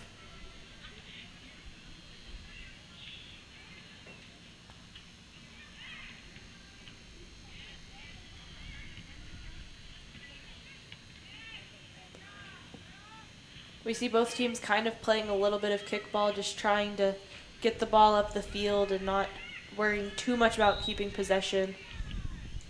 And that's once again going to be another foul on Bentonville West for a Springdale free kick. This one's a little bit further out from where their last one was at, but nonetheless, they really want to play with some sort of plan or intention, especially with such limited time. They want to play with an idea, and that's going to be sent in. Ball played in there. Yesenia taking a long shot from out wide, and she's going to get a goal from outside. Yesenia getting a goal nicely off from that far free kick taken by Heather Gonzalez. That puts Bulldogs down 3-1. That was just a really beautifully done shot by Yesenia. She was right there, the right place. That looked like a West defender may have accidentally headed the ball a little bit off where she didn't want it to go, but Yesenia was there and ready, and just a one-time shot, and it was really well done, just right past the goalkeeper. And that's exactly how you need to be whenever you're waiting for a ball or a free kick up top. You have to be ready for any deflection or any mistake that the other team might make and be able to capitalize on that, and that's exactly what Yesenia did. And it's going to be yet another foul on Bentonville West for another free kick. Going to be taken quick by Jessica Escobar.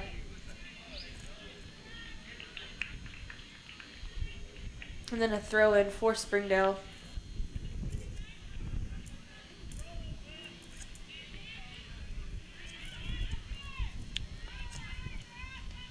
Just about 2 minutes left in this second half.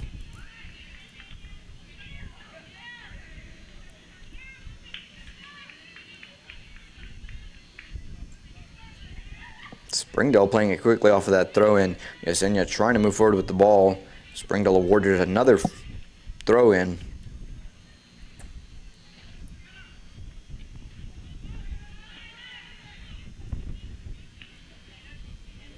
And that's going to be another throw-in for Springdale.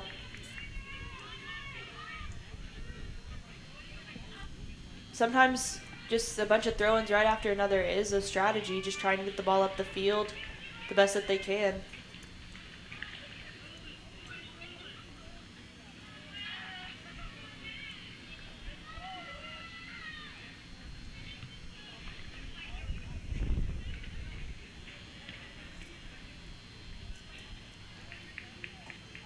Just about a minute left in this second half.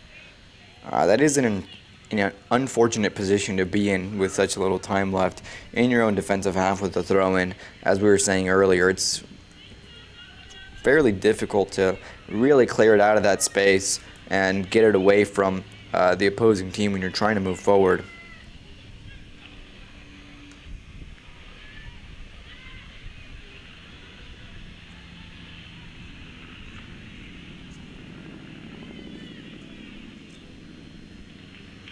Bentonville West just not able to keep possession of the ball, and Springdale's going to have a throw-in with just about 10 seconds left.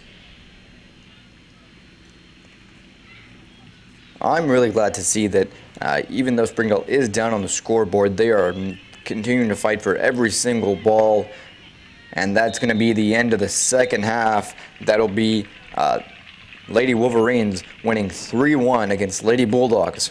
Up next, we have the varsity boys coming up facing the Bentonville West Wolverines.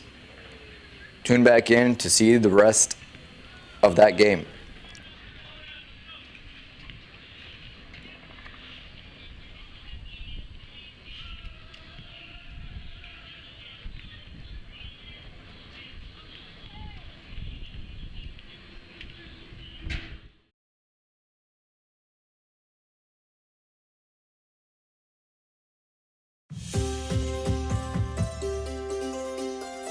I came to the clinic during school, and when I got here, they were very thoughtful and friendly to me, and they took very good care of me. We provide a full variety of primary care services, preventative, acute care, chronic care for adults and children. It's been very convenient for me because I haven't had to leave school and go make an appointment.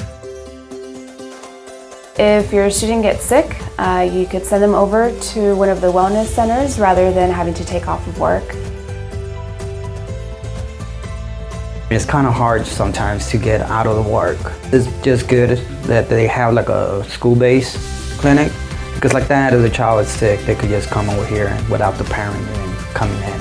Anybody can come to the clinic. Our motto is healthy people, healthy community, and we thought what better way to help improve the health of our community than by starting in our schools. Zaxby's food has always brought people together, catering to the big moments, the little wins, the long talks, and the quick getaways.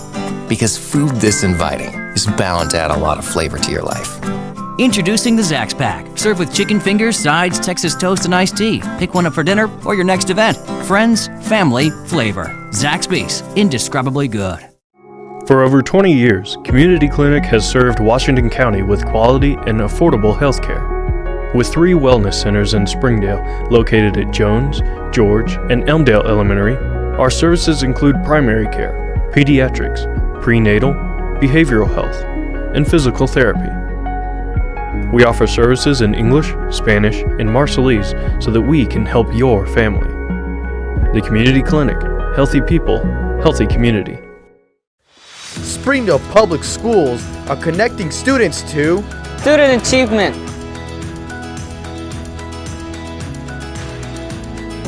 safety, personalized teaching, partnerships.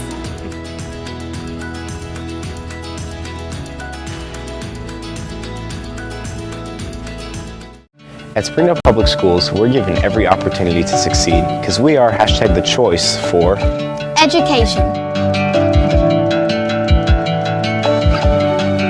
athletics,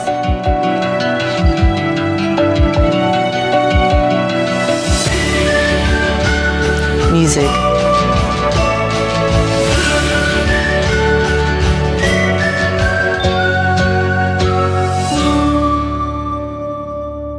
Athletics in Springdale has been producing winners since 1910. Our coaches do a tremendous job connecting our students to our schools. We are one community. I really like to work on one class for a whole day, which I have the flexibility to do. So as we were looking at all the various programs, we looked at several different programs, but the one that we were most excited about was the School of Innovation's virtual school, because it seemed to have a good balance of it being well organized with a good pace, but at the same time allowing for some flexibility to work with our own schedule, and then also allow our kids to be interested in other things as well. Well, I'm able to help my parents and their company. So she's helping us to figure out who gets what and put them in the boxes and take them and weigh them and shipping. And so she got to see and be involved in that whole process along the way of what it looks like to try to start a business, which was really fun for her. So my parents and we own a company called Iachika. It's a company that inspires girls, and we try to really help girls build up their inner strength. We have super cool apparel and events. Unless she's testing, she can walk away from the middle of her math lesson and come in and see what we have going on. It's really flexible and enables me to do all sorts of different things. We started homeschooling about, 3 years ago.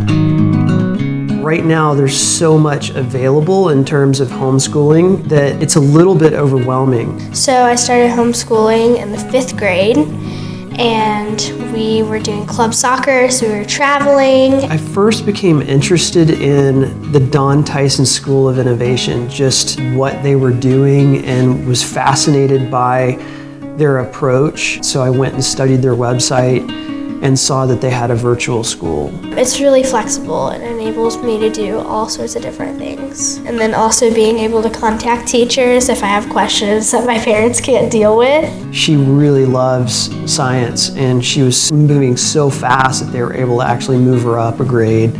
But then her math, she was kind of struggling with that a little bit, so we were able to try and tweak the program to fit where her needs were. I'd love to go and play college soccer. I'd love to go as high up as I can in the soccer world. But I think ultimately I'd love to work for NASA, either as an astronomer or as some kind of engineer to help colonize different planets.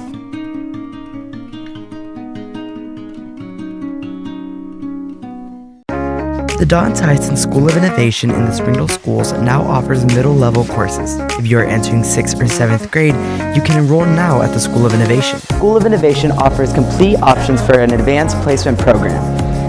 Students can take classes at an accelerated pace to complete high school with time for other opportunities. Students can attend high school and earn an associate's degree at the same time.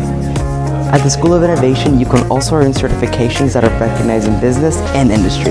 In 7th grade, academic programs include STEM instruction in math and science, humanities instruction, English language, arts, and social studies, Spanish immersion for non-native speakers, Spanish for native speakers with culture and communication connection. Program of studies include East, engineering, robotics, drones, urban agriculture, medical arts, computer science, visual arts, and theater. If you're interested in applying to the School of Innovation, go to soi.sdel.org for more information and how to enroll. The Don Tyson School of Innovation Virtual Campus is a new opportunity for grades 6 through 12 to receive a Springdale Schools education anytime, any place. With the blended model, Virtual Campus students have full access to the Don Tyson School of Innovation campus during school hours for electives, clubs, tutoring, and activities. The Virtual Campus is my education on my time. The Don Tyson School of Innovation Virtual Campus. Anytime, any place. I think Springdale Schools is a great place to teach. They have cared about my salary. They have cared about my time. Administration is awesome. They want to be there for the kids. I mean, they are #1 priority. The staff, teachers, everyone's very, very nice, very polite, and very welcoming. It really feels like a family. It's always good when you have a diverse population like Springdale for kids in the classroom to see people that look like them. So it gives them a role model. I always say if I had somebody like me in kindergarten that could speak both of the languages, that would be tons of help. We go out of our way to provide everything that we can so that their children can get a wonderful education because they are the leaders of tomorrow. Northwest Arkansas, it's growing. That's one of the great things. I am originally from San Antonio, and I cannot tell you, this is a wonderful place to raise your children. It's just a great place to live, to work, and just to have fun. Follow Springdale Public Schools on all social media platforms. On Facebook and Twitter, you can find up-to-date information about events, school closures, and student and faculty achievements. Instagram provides weekly highlights and major news. YouTube is the home for sports live streams, district news, student productions, school board meetings, and live performances. Connect to Springdale Public Schools for pictures, videos, news, events, and more.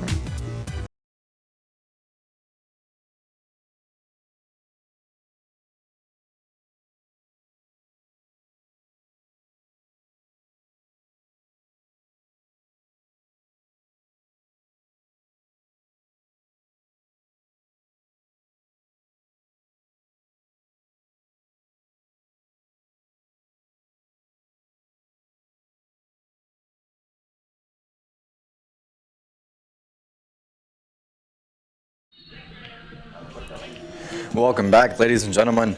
Today we have another matchup. Varsity boys. We have the Springdale Varsity Bulldogs against Bentonville West Varsity Wolverines. Now, before we get started on commentary, let's go ahead and get these stats out of the way and where these teams stand in conference. For Bentonville West, overall with a record of 8-5. Springdale with an overall record of 9-2.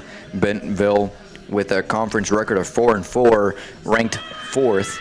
And Springdale with a conference record of 8-0, undefeated so far in the season, placing them, of course, at first place. It's going to be really interesting to see if Springdale can keep that momentum going. They've just started into the second half of the season. It's going to be really interesting to see what they can keep, if they can keep that up throughout the rest of the season. That is ultimately what it's going to come down to. It's going to come down to Springdale being able to maintain that lead that they've had and that winning streak that they've had. Whatever they've been doing, it's been working great for them. So they really need to keep that up and not let another team really interfere with that. That's going to be their main focus. And one big, huge factor that I feel like we both wanted to kind of talk about before the game started is Jose Vega. This man has been playing insanely well this entire season. I believe he's averaging at least 2 goals a game, which is absolutely insane, and I definitely feel like he's going to be a huge factor for the rest of the season.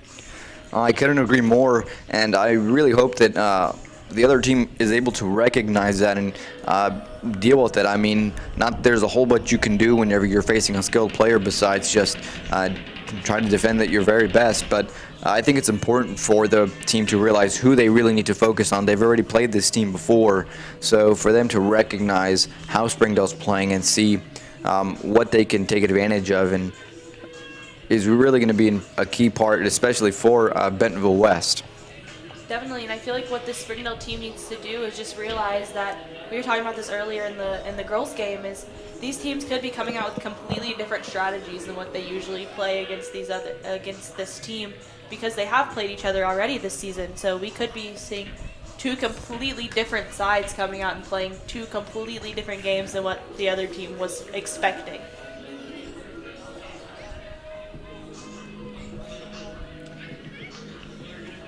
Both teams just getting ready, last-minute stretches, different things like that before this half starts. Now the starting players for Springdale will be Jose Vega, Irving Sotero. We're going to have Javier Solis, Nelson Barroso, Sylvester, Gilberto Razo, Jorge Ayala, Joel Guzman.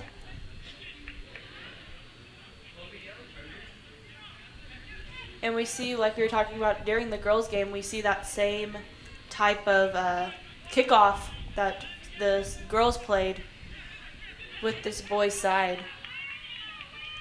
West here with a very offensive attack, number 11 with that speed, getting that ball, maintaining great possession there. Sylvester throwing himself in the middle of that play and getting that ball off of his feet. I can tell you right now, number 11 for Bentonville West is definitely going to be a factor in today's game, and Springdale's going to have to watch for that. Definitely.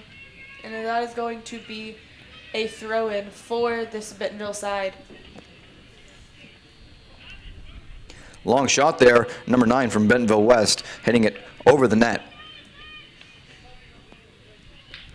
We can see right away that Bentonville West does recognize the potential that Springdale has, and they need to get off and start playing very aggressively right off the bat, and that's exactly what they're doing, setting those long balls and getting shots out as soon as they can.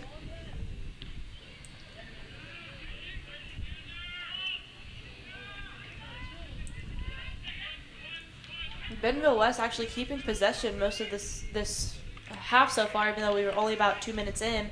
They've been keeping possession and on the attack pretty much the entire game so far. But now we see Springdale taking the ball up the field. Nelson Brosa there, dribbling down the middle, passing to Irving Sotero, looking at his options. Long ball there. Dropping it down to Jose Vega. Jose Vega with the shot blocked nicely there by Ethan Stockdale, number 5 for Bentonville West.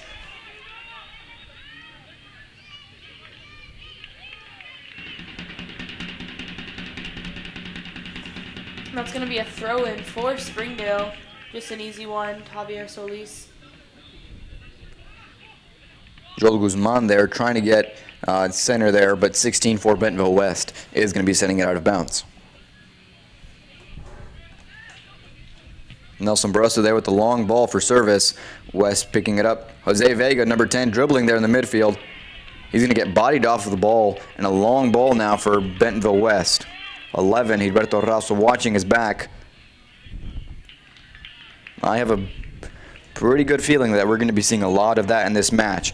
We're going to see number 11 going head-to-head with Gilberto Razo, both very, very quick players, very strong players, and it's going to be very important for Springdale not to leave that opportunity for it to be a 1v1 play.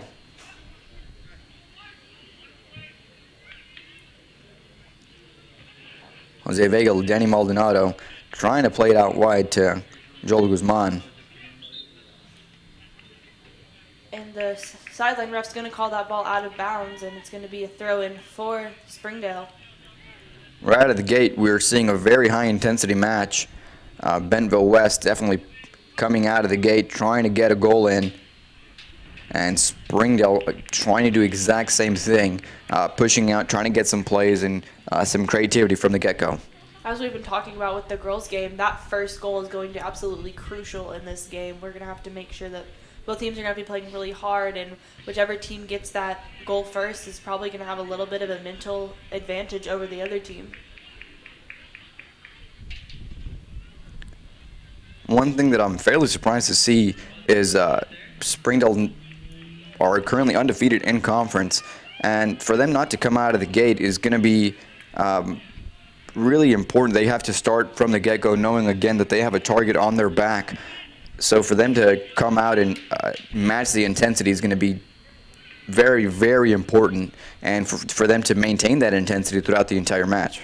And also another thing they're going to have to kind of realize for the rest of this second half of conference play is, you can't just come out and just play stagnant and play soft and simple, because you're talking about they have the target on their back, but also the simple fact is like the mental aspect of it. Once you let yourself kind of mellow out, you're not going to be playing your best soccer. As much as you want to think that you are, you won't be able to. And so they need to really just keep the intensity up and play hard and make sure that they can't let anything get past them.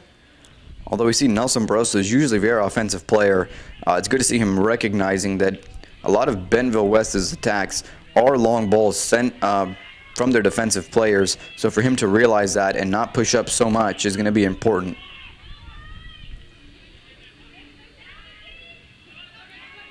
Some nice wall passing here from Springdale, just trying to figure out exactly what they want to do.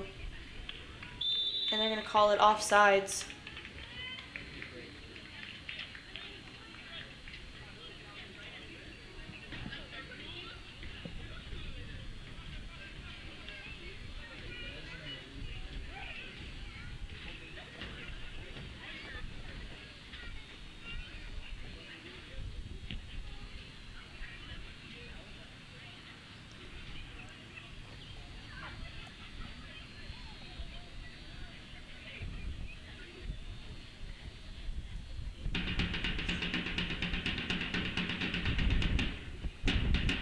Going to be a throw for the Springdale side.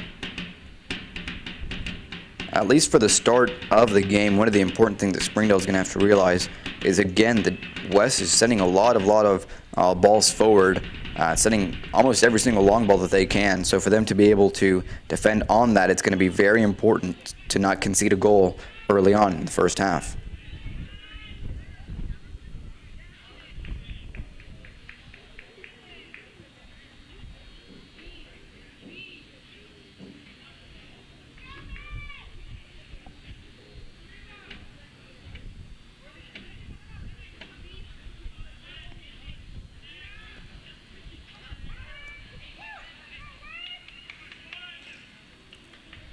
Here for West, pushing forward, 1v1 Gilberto Raso being able to get his foot there and deflecting the ball off of number 11's feet. Again, one thing that I can attest to personally is having played with Gilberto Raso for Springdale is he is very, very difficult to pass 1v1. So it's going to be interesting to see how Bentonville West is able to accommodate to that, realizing that they won't be able to take players on 1v1, that they're going to have to play around it and play quickly.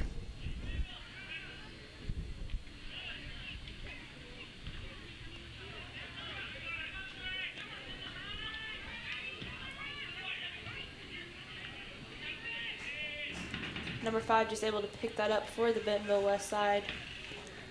Ethan Stockdale, again, is going to be another important player for Bentonville West. He is all over the place. He's very, very fast and especially strong. So for him to be back there is definitely going to be something that Springdale is going to have to take into account when making plays and trying to get an offensive play and trying to score, also trying to avoid confrontation with him at all costs, considering the fact that he is a very good defender. And that was a foul on Springdale for Bentonville free kick. Jose Vega getting hit to the face, not being able to continue with that specific play, but shaking it off and continue to play.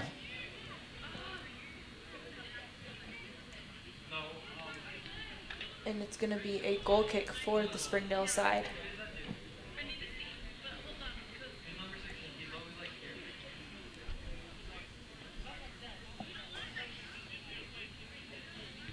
Short play here from Springdale, playing it to Sylvester.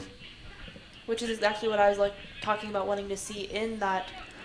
Long ball there for Danny Maldonado, losing sight of that ball. That was a really nice ball by Sylvester, just Danny Maldonado not able to keep his eyes on it to be able to make a play out of it.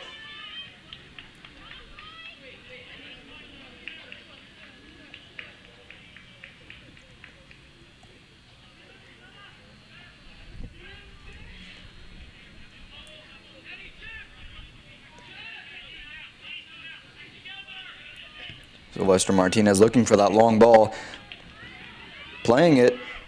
Great shot there from Irving Sotero with that great run, getting that ball sent from Sylvester Martinez. Irving Sotero playing it, crossing the goalkeeper, missing just shy of the post there, and that's exactly what I am expecting to see from Springdale. Do those fast, quick plays that are going to let Bentonville West players be caught off guard. Definitely, and even with that, not being able to capitalize and score off of it, that still can be very, very scary for the defense. Just knowing that just simple as just missing a ball or not being able to stop a long ball can lead to a goal really easily. Absolutely, that's part of the game, taking those chances and running for ball that maybe you won't, you can't guarantee that you'll make it to, but taking that chance and hopefully getting an opportunity out of that.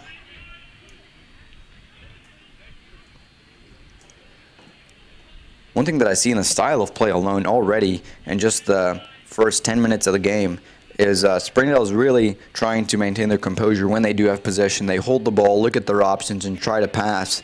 And we see a lot of Bentonville West players just setting it upfield and relying on their quick and strong number 11 to pick up that ball and get something out of it.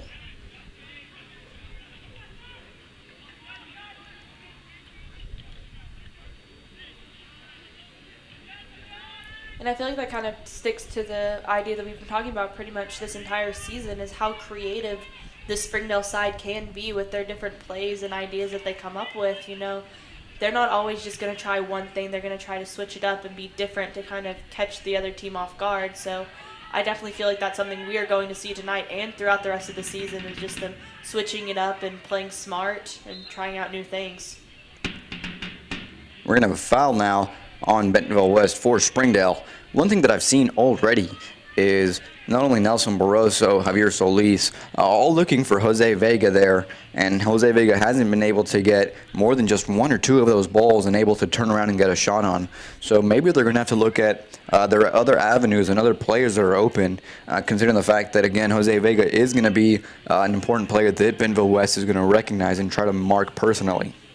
Definitely. I was going to say, a lot of times we see him kind of almost being double teamed and just trying to make sure that he does not get his hand on that ball, get his foot on that ball. Bentonville West goalkeeper diving on top of that ball very nicely. It's a really nice save by the goalkeeper, not able to get it initially, but able to get out down on the ground and be aggressive and get the ball. A little different style of play here with West playing short from the goalkeeper position and trying to pass out of there, but Springdale not making it easy at all. Danny Maldonado picking up possession. Jose Vega now with the ball. Passing back, looking at his options.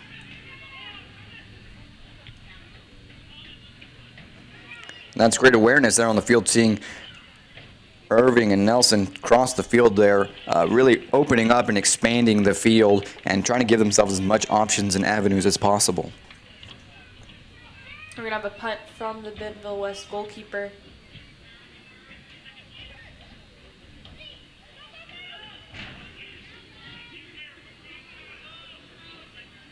And that's going to be a throw-in for the Bentonville West side.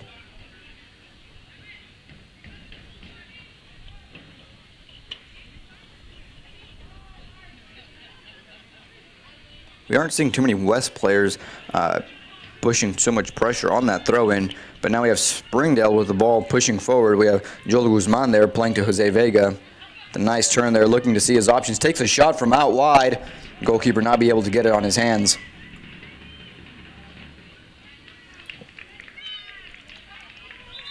And the side ref is going to call that ball out of bounds and call it a corner for the Springdale side.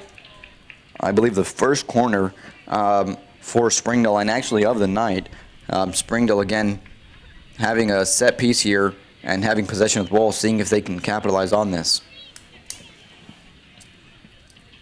And also, that was a really technical play by Jose Vega, just taking that shot, taking it hard, trying to catch the goalkeeper off guard a little bit, and making it to where he wouldn't be able to get his hands on it to see if another player could run up and get the ball and make a shot. Danny Maldonado receiving service from Javier Solis, trying to turn and get a shot. And they're going to call that West ball.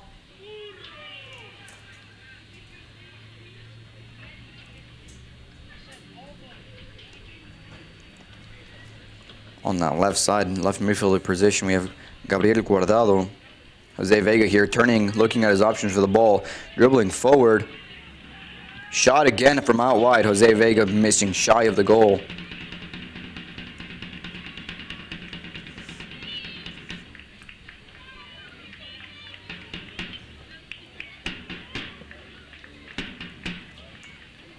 Just about 25 minutes left in this first half of play. Both teams playing really well, playing aggressively, and playing two very different styles of soccer. One thing that I'm interested to see for the rest of the match is if Bentonville West can keep up the level of intensity. What they're doing a lot is, again, setting those long balls, and what that ultimately does is it does allow you to push a lot of pressure initially, but it does tire out your players that you're sending forward. So for them to be able to keep that intensity and pace up is going to be very, very important. Number 5 is going to play that back to the keeper. Try to get up to number 11, but he's just going to take a little bit too much of a touch, and it's going to go out for Springdale ball. Jose Vega here and Ethan Stockdale. Number 24 just able to get his foot on it to disrupt the play.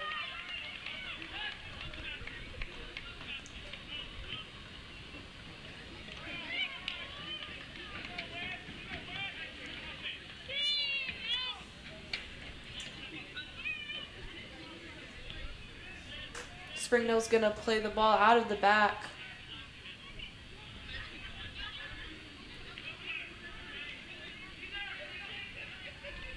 Danny Maldonado looking at his options, giving it to Nelson Barroso. Back to Danny Maldonado, opening up on this right side now. Playing away, we have Joel Guzman there, singing it across the field. Picking it up will be Gabriel Guardado.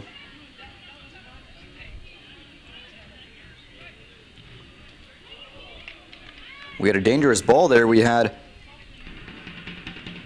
Springdale's left back sending it to number 25 for Springdale across the field.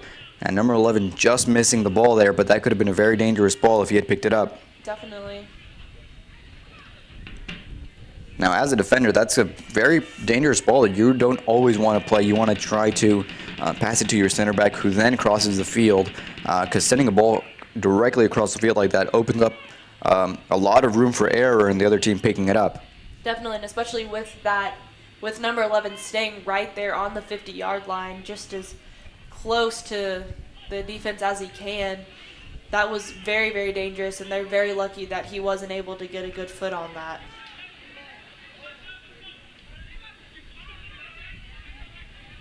Good check in there from Javier Solis with the turn now. Dropping back, playing it back. We see Springdale doing a lot of that, looking forward and seeing that they don't have any more options, so they're turning back and playing back to their players, which definitely gives them a better view of the field and more opportunities. That's going to be a little bit of a miss kick from the Bentonville West defender. That's going to go out for a throw-in for Springdale.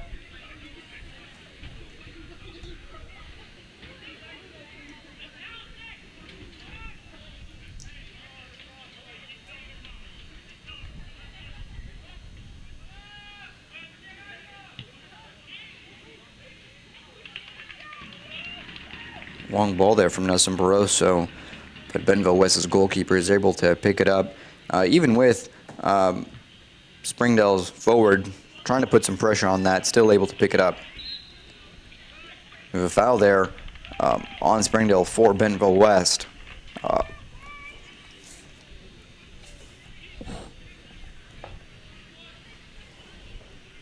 And now we're going to get to see the kind of free kick plays that the Bentonville side likes to play.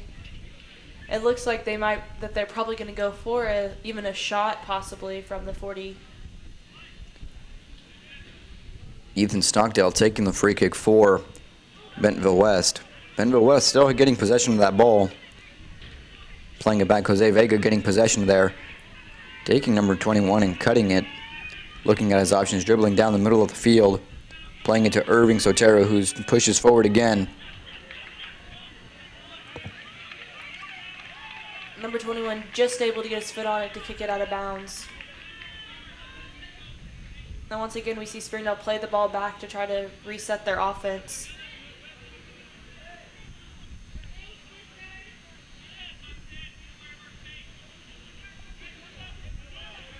Long ball there from Jorge Avalos. Joel Guzman centering it to the middle. Jose Vega trying to get possession there, not being able to get a comfortable shot. That's one thing that this Bentonville defense has been doing really, really well, is making the Springdale side a little bit uncomfortable. They're not giving them really any great opportunities to shoot. They're playing a really nice defensive game, which is going to be very hard for Springdale.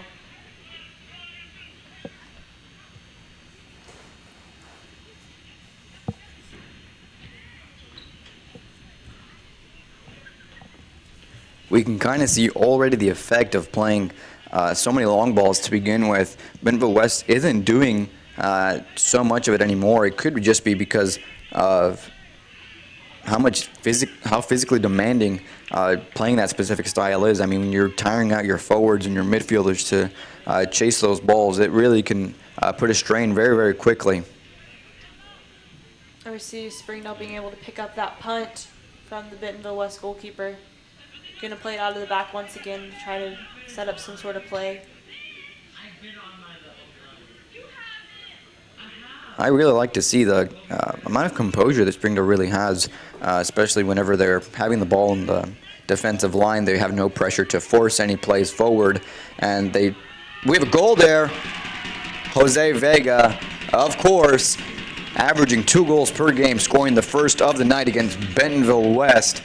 With 19 minutes left in the first half, Springdale is up 1-0.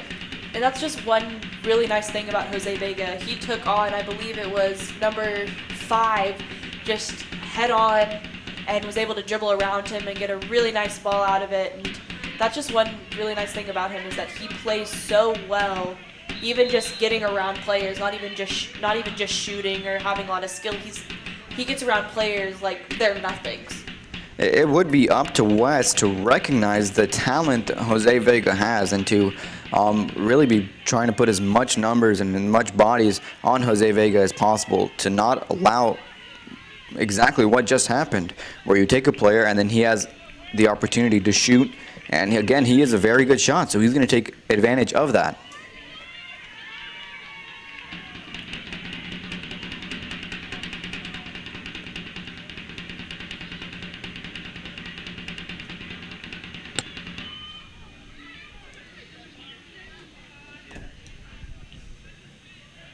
And now we were talking about this in the girls' game and earlier on in this game. Now we're just going to have to see how both teams are going to react now that Springdale is up 1 and Bentonville West is down 1. We're going to have to see how both teams are going to kind of figure things out and see how Bentonville's going to react and counter. Bentonville West will look like to be an attack, but they're going to send it out of bounds, and Abraham Cordero, Springdale's goalkeeper, is going to be taking the goal kick. It looks like they were trying to possibly play a short play, but just decided not to do that.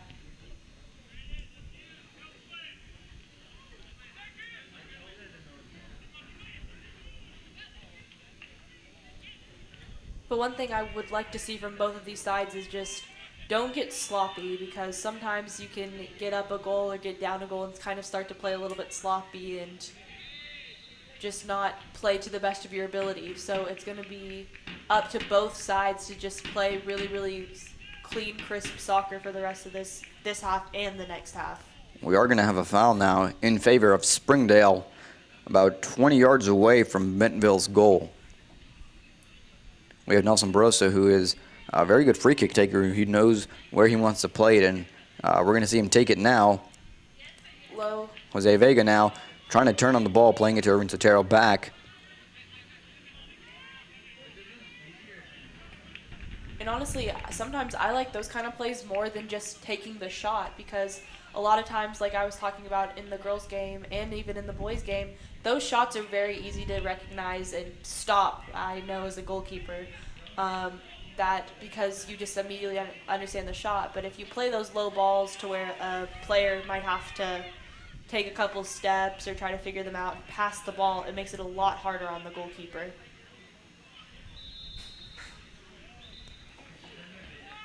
And once again, that's going to be another foul on Bentonville West for the Springdale side.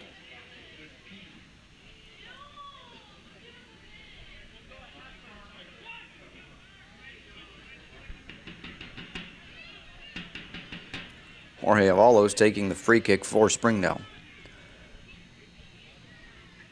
From way down south, Jose Vega getting a header on the ball with not enough power to really make anything too dangerous from it. A good ball back in. Shot's going to be blocked by Bentonville West. Irving Sotero taking it around, trying to find someone to play it back to. And again, that's part of it right there. Playing it back to Sylvester Martinez, not trying to force too much of a play there. I feel like it's really important because it gave Sylvester the option to... Jose Vega with another shot just wide of the goal. But as I was saying, that's one thing that I really appreciate from Springdale, the patience and ability to recognize that they can pass it back, and then the player that they pass it back to can send it in and create another opportunity there.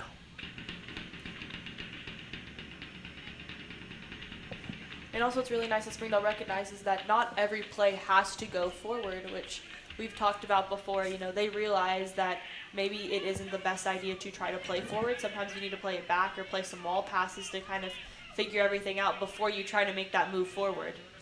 We're going to have a foul now for Bentonville West.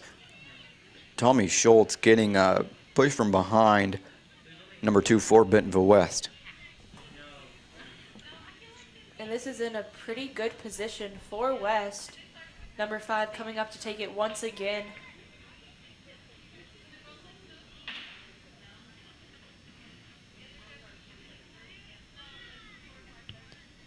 Ethan Stockdale taking the free kick. Pretty wide out from where the goal's at. It looked like to be shot on goal, but it was significantly wide.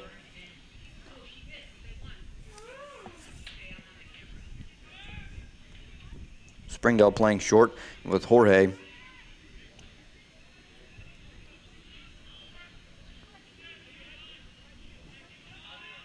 Javier Solis now maintaining possession, moving forward with the ball.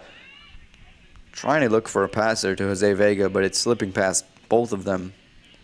11 now for Bentonville West. Passing it to the midfield. Gilberto Razo coming in and clearing that ball. And now there's going to be a substitution for Bentonville West. Number 16 coming off.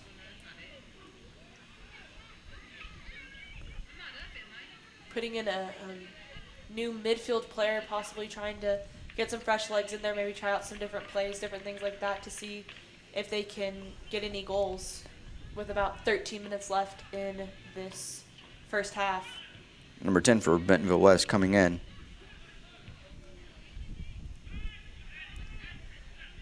Danny Maldonado picking up ball, giving it to Jose Vega. Jose Vega struggling to see options, passing it out wide to Guardado. Ooh, hitting the heel there from Javier Solis. It's unlucky, but Springdale now has to get possession of the ball.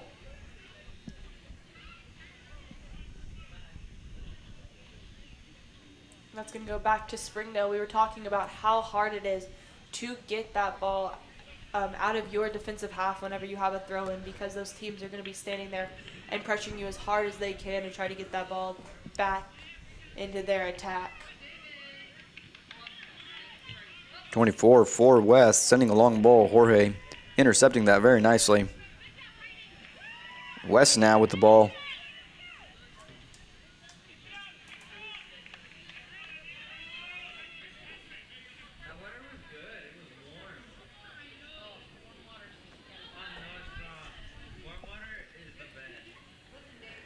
Gilberto Razo, they're playing it out wide and give Jorge the time to look up, look at his options. Jorge choosing to play down the line to Jose Vega, who's going to get tackled aggressively from behind. That is going to be a yellow card issued to Bentonville West's number 7. Jose Vega still on the ground, seems to be gotten hit pretty hard. It looked like it may have hit right in between, kind of in the knee area, and that can hurt a lot whenever, especially coming from behind, because your knees might lock up or something like that. So it looks like he's going to get back up, but he is going to have a bit of difficulty getting back up. Definitely having a little bit of a limp there, which could affect Jose Vega in the way he continues his match. But then again, he is Jose Vega.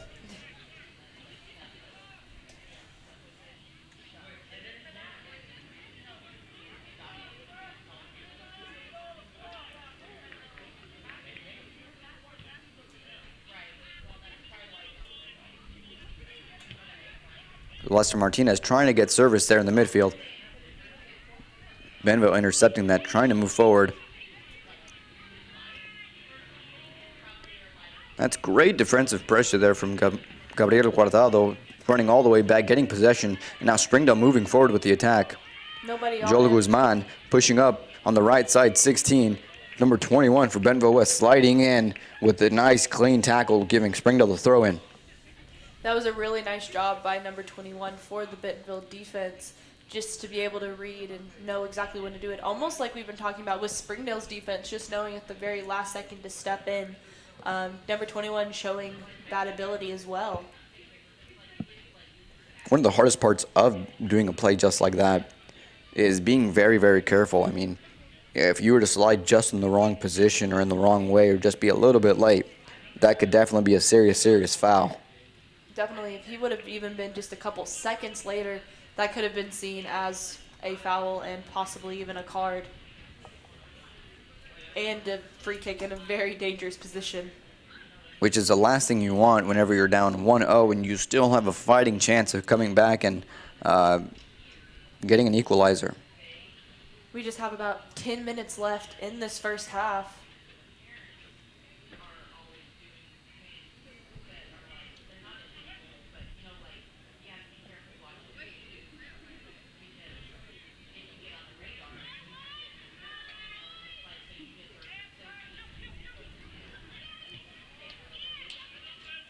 Bentonville West trying to play it out wide.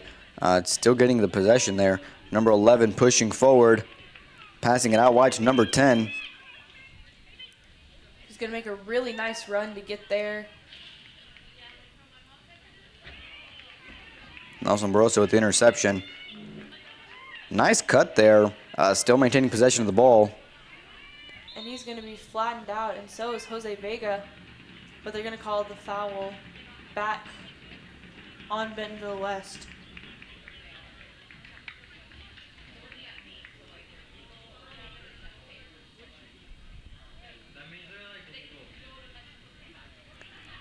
Gilberto Razo, Springdale's center back, is going to be taking the free kick, just passing it out wide. Again, nothing too complicated, trying to really play simple.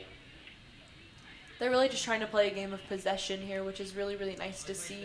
They're not worried too much about getting the ball up the field or anything like that. They just want to play an easy, simple game.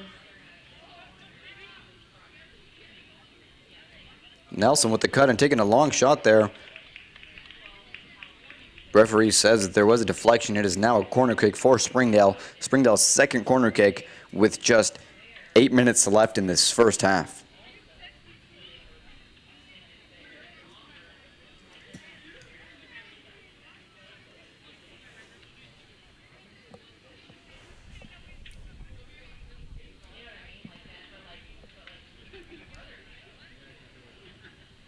Nelson Barroso again is going to be taking the corner kick. West getting the first header on that. Trying to go a little bit lower than the last one. Irving again playing it to the left back, looking at his options, not trying to overcomplicate things.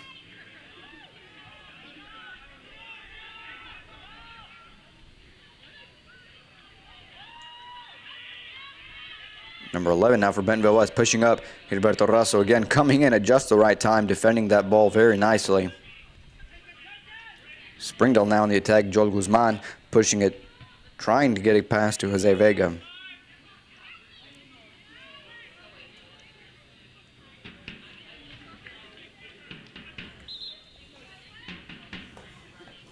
Substitution now.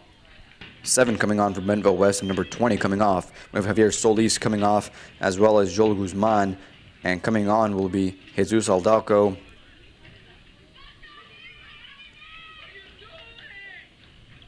Ruben Ayala, and Johnny Miranda.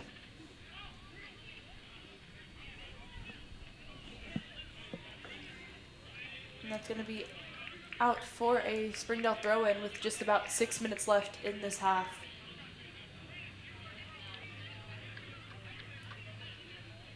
Danny Maldonado pushing up. And there we have Ethan Stockdale defending the ball very nicely. Maintaining possession. He's sending a long ball there. Number 11 trying to push up. Ball intercepted by Gilberto Rasso.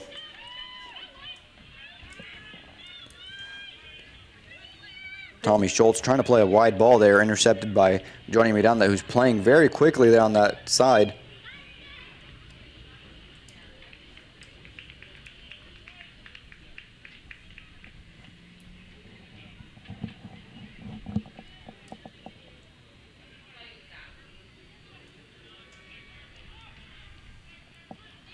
Once again, we see Springdale playing a very simple game, not trying to do anything too fancy, just getting picked up by Bentonville West right there.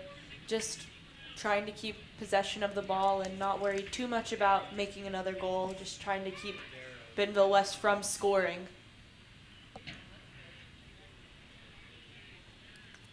Abraham Cordero there just keeping the ball at his feet, making Bentonville West's forward push up just so he can pick it up.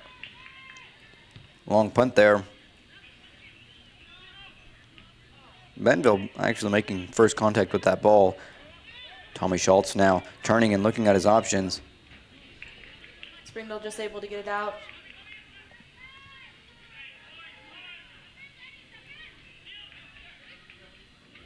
Really nice job there by Springdale to keep it out, but it's going to go out for a Bentonville throw.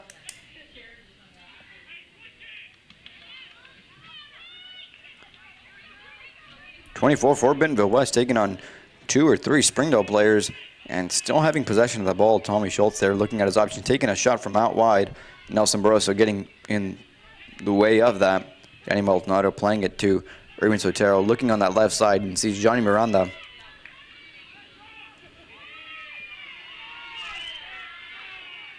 And we're going to see a foul called. Looks like number 6 just pushed Jose Vega with no intention of getting the ball or anything because the ball wasn't even around them. Referee will not be calling a foul. It'll be a throw-in. Maybe the ref just possibly thought that there wasn't enough evidence to show that number 6 had pushed Jose Vega in any way. Jose Vega there cutting him from a shot out wide, sent over the net.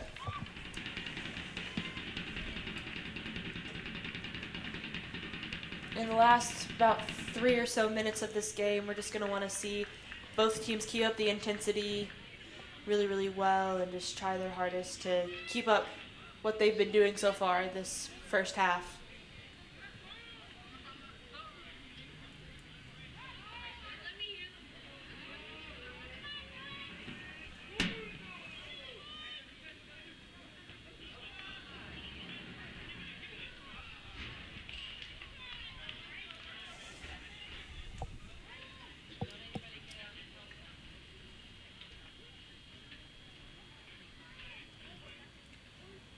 Springdale with a throw in. Passing it back to Gilberto Razo, looking again to play simple. That's something that I really like to see, especially in a high school team. It's a very mature thing to be doing, to be playing composed and looking for the simple passes before sending those long balls and overcomplicating the plays. And a lot of times that shows just a higher level team, the team that's able to realize, we don't have to be worrying about playing up every single time we touch the ball. Sometimes it's nice to just kind of pause for a second, figure out what you want to do, figure out what the best idea is going to be. And so it's nice to see them just kind of passing it around, especially just trying to hold possession the best that they can. With 2 minutes and 30 seconds left, we're going to have Bentonville West taking their first corner of the night.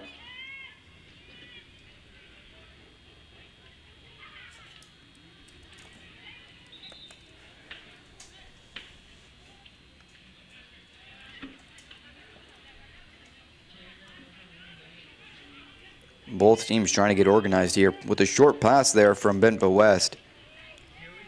Springdale's able to get there and knock it out of bounds. Ruben Ayala there nicely being able to defend that ball, and Bentonville now has to deal with a throw-in instead of a corner kick.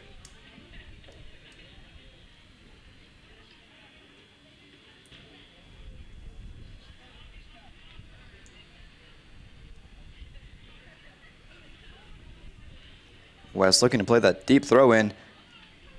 Nelson getting the first touch on that ball. Abraham Cordero getting the ball there, securing it in his possession and sending his team forward.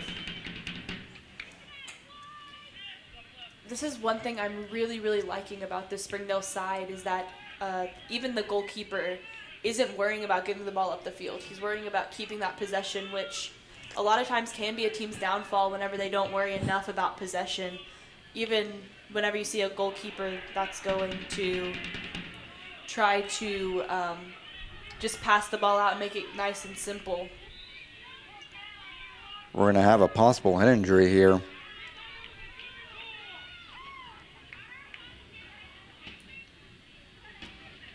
Looks like we're going to have a foul called there. But from what I was able to see, it did look like number 7 from Bentonville West is diving in front of Springdale whenever they're trying to receive a ball. So I guess that was enough for the referee to call the foul. But number 7 and Bentonville West really does have to be careful when you're doing plays like that. I mean, that's something that you're assuming the risk when you throw yourself face first into the ball like that. Definitely, and I feel like maybe personally I probably wouldn't have even have called that because the Springdale player didn't have any type of malicious intent at all. I don't even really think he stuck his foot out. It just so happened that number 7 was running just right at the right time and maybe gotten kicked a little bit. And that just shows Bentonville just needs to be careful. And with that, we conclude our first half. Springdale is up 1-0, goal by Jose Vega. Tune back in for the rest of this exciting second half. Jose Vega will be looking for his second goal, and Bentonville West will be looking to get that equalizer.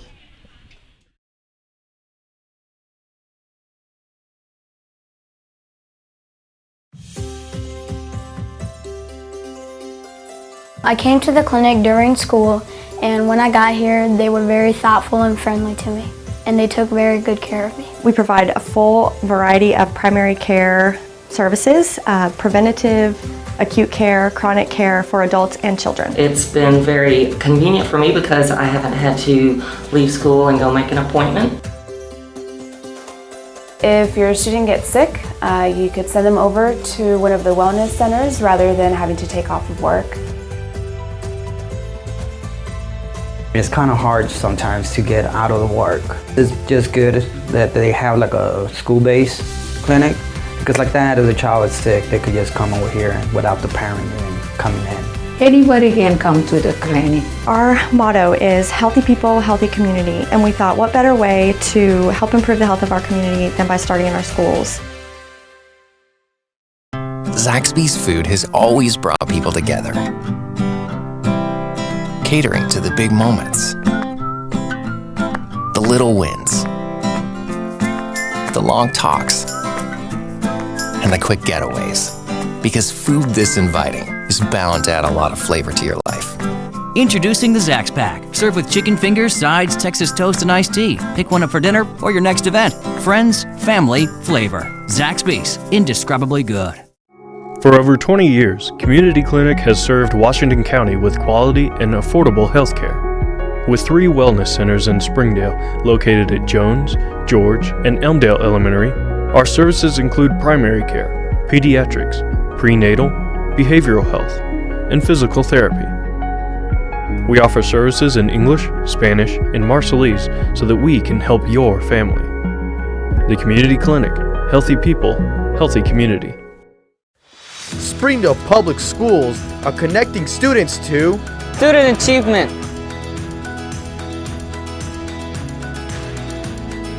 safety, personalized teaching, partnerships.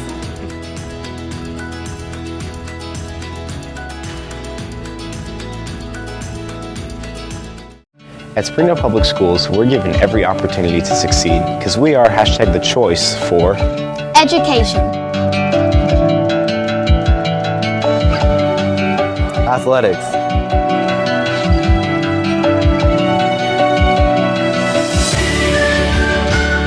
music,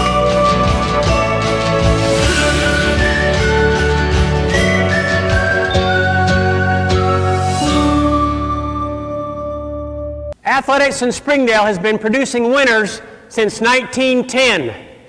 Our coaches do a tremendous job connecting our students to our schools. We are one community. I really like to work on one class for a whole day, which I have the flexibility to do. So as we were looking at all the various programs, we looked at several different programs, but the one that we were most excited about was the School of Innovation's virtual school, because it seemed to have a good balance of it being well organized with a good pace, but at the same time allowing for some flexibility to work with our own schedule, and then also allow our kids to be interested in other things as well. Well, I'm able to help my parents and their company. So she's helping us to figure out who gets what and put them in the boxes and take them and weigh them and shipping. And so she got to see and be involved in that whole process along the way of what it looks like to try to start a business, which was really fun for her. So my parents and we own a company called Iachika. It's a company that inspires girls, and we try to really help girls build up their inner strength. We have super cool apparel and events. Unless she's testing, she can walk away from the middle of her math lesson and come in and see what we have going on. It's really flexible and enables me to do all sorts of different things. We started homeschooling about, 3 years ago. Right now there's so much available in terms of homeschooling that it's a little bit overwhelming. So I started homeschooling in the 5th grade, and we were doing club soccer, so we were traveling. I first became interested in the Don Tyson School of Innovation, just what they were doing, and was fascinated by their approach. So I went and studied their website and saw that they had a virtual school. It's really flexible and enables me to do all sorts of different things. And then also being able to contact teachers if I have questions that my parents can't deal with. She really loves science, and she was moving so fast that they were able to actually move her up a grade. But then her math, she was kind of struggling with that a little bit, so we were able to try and tweak the program to fit where her needs were. I'd love to go and play college soccer. I'd love to go as high up as I can in the soccer world. But I think ultimately I'd love to work for NASA, either as an astronomer or as some kind of engineer to help colonize different planets.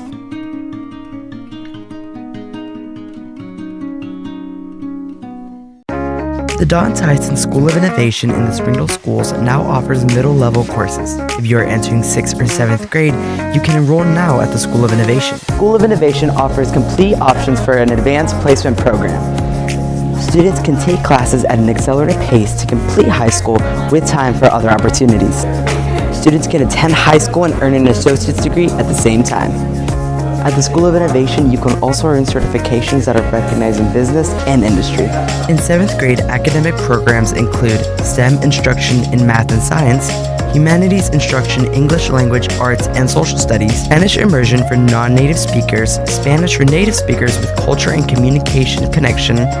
Program of studies include East, engineering, robotics, drones, urban agriculture, medical arts, computer science, visual arts, and theater. If you're interested in applying to the School of Innovation, go to soi.sdel.org for more information and how to enroll. The Don Tyson School of Innovation Virtual Campus is a new opportunity for grades 6 through 12 to receive a Springdale Schools education anytime, any place. With the blended model, virtual campus students have full access to the Don Tyson School of Innovation campus during school hours for electives, clubs, tutoring, and activities. The virtual campus is my education on my time. The Don Tyson School of Innovation Virtual Campus. Anytime, any place. I think Springdale Schools is a great place to teach. They have cared about my salary. They have cared about my time. Administration is awesome. They want to be there for the kids. I mean, they are #1 priority. The staff, teachers, everyone's very, very nice, very polite, and very welcoming. It really feels like a family. It's always good when you have a diverse population like Springdale for kids in the classroom to see people that look like them. So it gives them a role model. I always say if I had somebody like me in kindergarten that could speak both of the languages, that would be tons of help. We go out of our way to provide everything that we can so that their children can get a wonderful education, because they are the leaders of tomorrow. Northwest Arkansas, it's growing. That's one of the great things. I am originally from San Antonio, and I cannot tell you, this is a wonderful place to raise your children. It's just a great place to live, to work, and just to have fun. Follow Springdale Public Schools on all social media platforms. On Facebook and Twitter, you can find up-to-date information about events, school closures, and student and faculty achievements. Instagram provides weekly highlights and major news. YouTube is the home for sports live streams, district news, student productions, school board meetings, and live performances. Connect to Springdale Public Schools for pictures, videos, news, events, and more.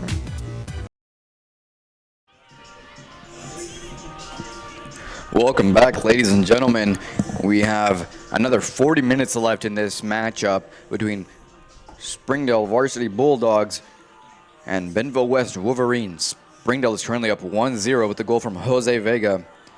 And what we can expect to see in the second half is Springdale looking to get more goals and secure the lead that they have. And we expect Bentonville West to really step it up and try to get an equalizer here. Definitely right now, Springdale, all they're worried about is trying to keep that #1 undefeated spot. And they're going to play as hard as they can. And what Bentonville West wants to do is knock them out of that undefeated place.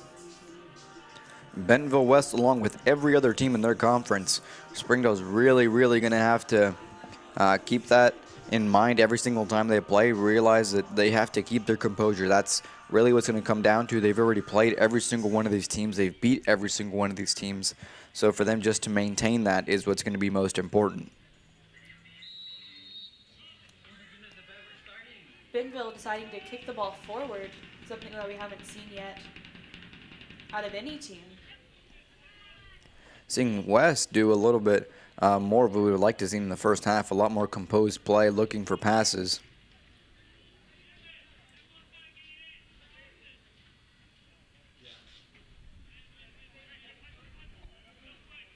Good throw.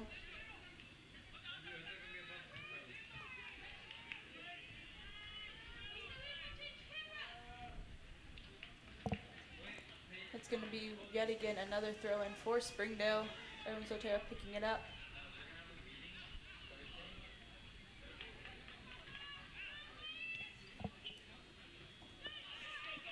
Number 11 now, passing Gilberto Razo with that speed, trying to push. Gilberto Razo catching up to him, getting that ball out of there.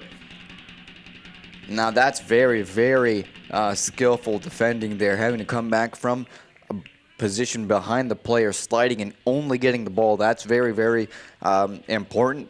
and dangerous, I have to say. I mean, if he had been, again, just a few seconds later gotten the wrong positioning, or even if the referee had been in a different position and seen the play differently, that could have been a red card and a penalty. Definitely, and even number 11 that did get fouled was trying his hardest to get the ref to call a foul on that player, but nothing was bad about it, nothing was malicious about it, just did what he needed to do. Tommy Schultz there trying to dribble in and get a shot on, but it's going to go wide, and it's going to have a goal kick now for Springdale.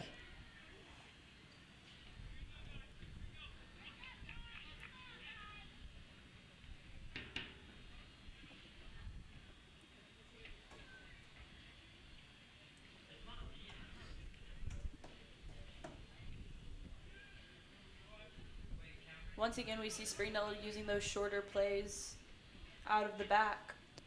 Springdale really changing up their style there with their right back, Sylvester Martinez, trying to send a long ball, which is atypical for their style of play, specifically for this game.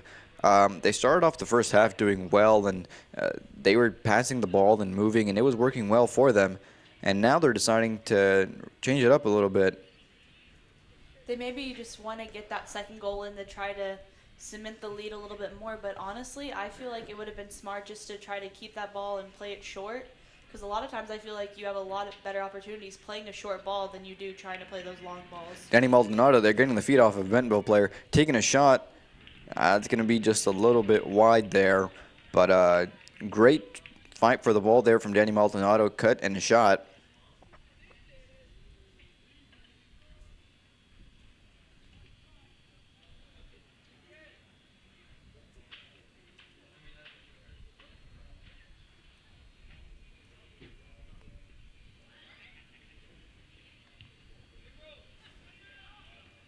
Danny Maldonado again getting first touch on that ball from that goal kick. Just a little bit of miscommunication there. But they're going to call a foul, and it's going to be Springdale ball.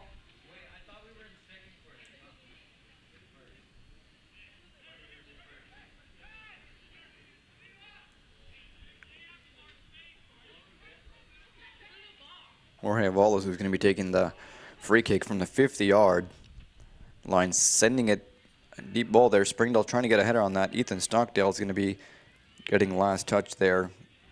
Goalkeeper's going to pick it up, taking it off of Irving Sotero. It almost looked like the Springdale player taking the kick didn't want to take that long kick. It almost looked like he wanted to try to play it short, but everyone was pushing up too much to where he wouldn't be able to play it short to anyone, so he had to make that long kick. West now with a movement up top. Great coverage there from Guardado, giving Abraham time to pick it up, and great coverage.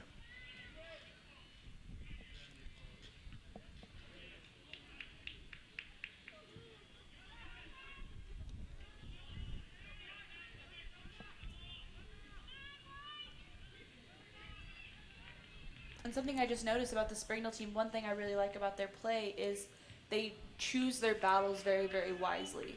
And by that I mean those 50-50 balls. We saw just a second ago Jose Vega could have gone up for a head-to-head, literally a head-to-head match with one of the defenders, but decided against that. We're going to have a penalty now. Foul on Jose Vega. We're going to have a penalty for Springdale.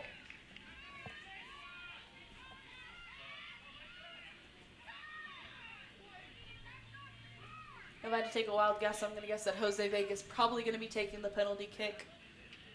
It is going to be, in fact, Danny Maldonado, number 11 for Springdale, will be taking the penalty kick. Changing it up a little bit here from the usual. Danny Maldonado placing it beautifully in the bottom left corner there. Very nice, composed, easy pass into the bottom corner, putting Springdale up 2-0. One goal from Jose Vega, and now 2-0 for Springdale. Goal from Danny Maldonado. And I feel like we say this anytime one of the Springdale players takes a PK. Nothing special, just really nice and simple. Doesn't try to make it fancy, doesn't try to put it up in the top corner. Just easy, simple, and sometimes that's the most effective. Exactly, just sticking to what works. We have Tommy Schultz now dribbling from kickoff, getting a shot on. And the referee says there was a deflection. Corner kick now for Bentonville West. It's going to be their second corner of the match.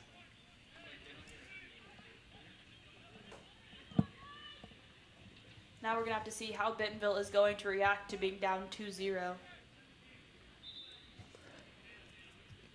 I noticed Springdale doesn't exactly have someone on that back post there, but they do have Irving Sotero on that front post. We're going to have another corner kick. And I feel like we've seen Bentonville try this corner kick before, this short little one, and then playing it in low. It'd be interesting to see if they maybe try something different, like a little bit of a higher ball. That could possibly be why we don't see anyone on that back post. Long ball there, 16 for Bentonville West, getting possession. Javier Solis taking it off of him. Springdale now moving forward. Danny Maldonado rushing forward, looking at his options. His teammates having to catch up to him. West there not being able to communicate there on trying to get that ball.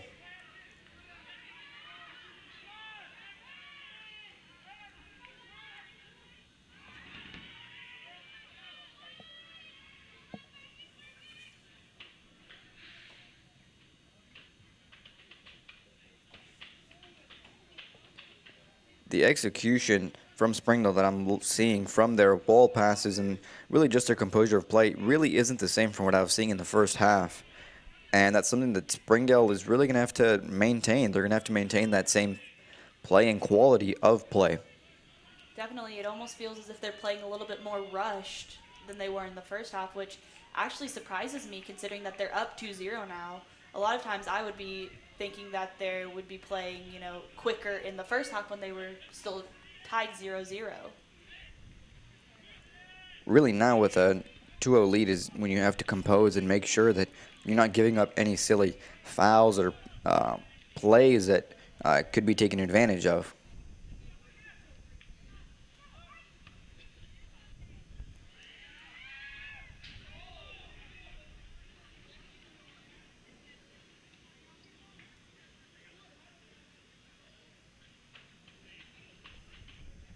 This is going to be a throw for Bentonville.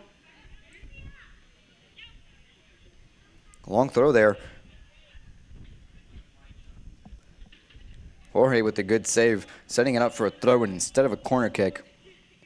Bentonville playing it short. Tommy Schultz trying to get a center in there. No one was able to pick it up.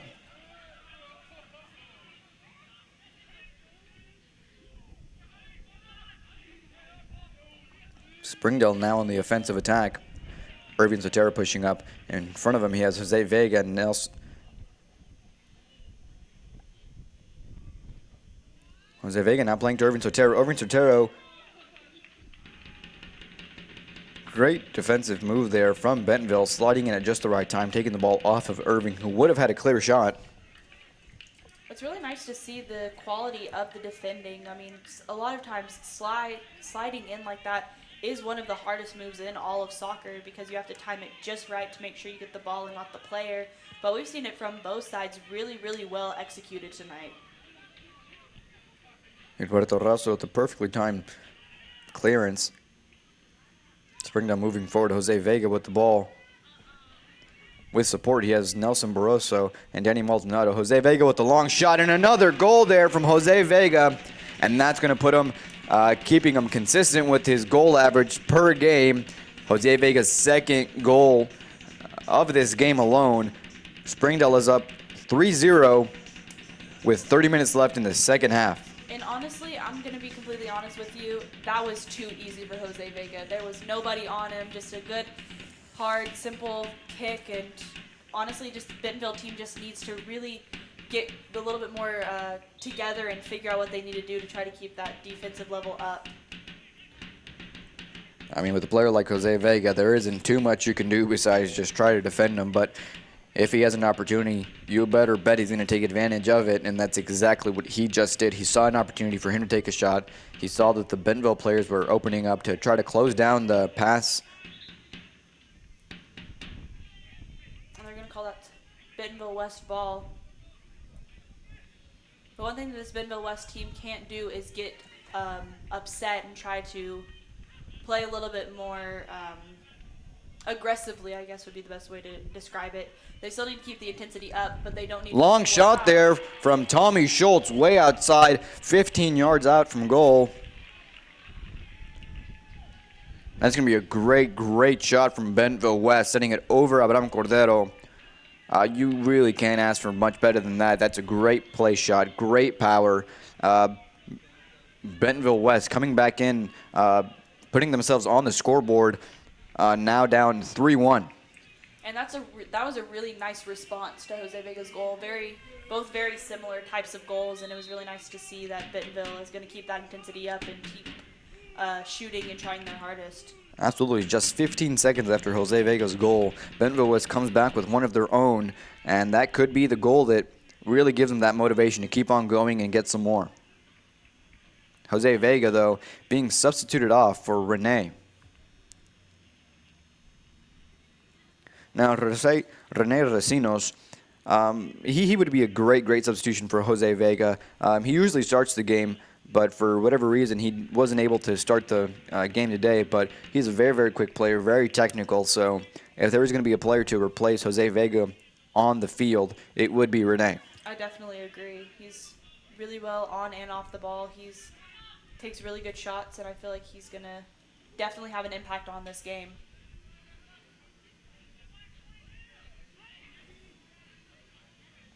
And we're going to see a short play from the West goalkeeper.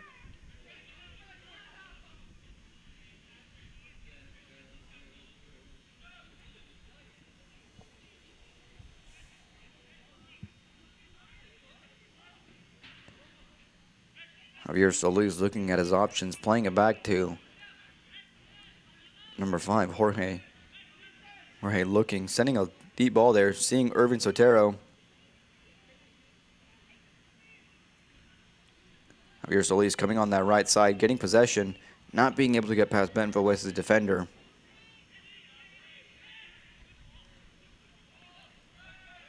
Tommy Schultz for Bentonville West, playing a long ball there to number 11. Gilberto Razo again intercepting that pass and cutting it off. Both teams are playing a lot quicker now that Bentonville West has scored, and now it's 3-1 instead of 3-0. Both teams are trying to keep up that intensity. Springdale trying to keep up the defensive line and make sure that Bentonville can't get through, and Bentonville's trying their hardest to get through to score another goal and just make Springdale up by 1. I mean, even Bentonville West getting a goal on Springdale definitely says a lot about them. Not very many teams have been able to score on Springdale so far in the season. So for them to even get a goal definitely says that they're definitely a good matchup for Springdale. And that's going to be a corner for Bentonville West.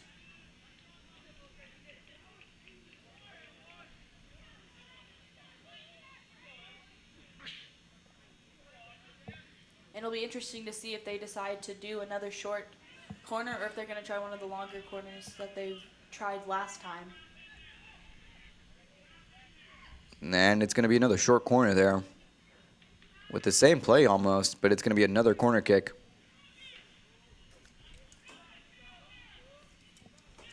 Bentonville's 4th or 5th corner now. Now they're going to be sending it in. It's going to be intercepted. Sent upfield. We have Rene now facing 2 defenders. Going to play it back to the keeper, who's going to play it out back up to number 5.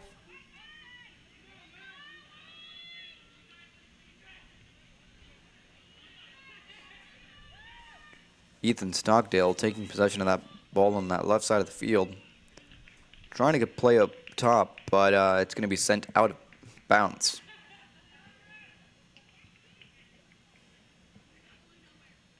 Sotero going to try to get ahead on it, but just miss it. And it's going to go out for a Springdale throw.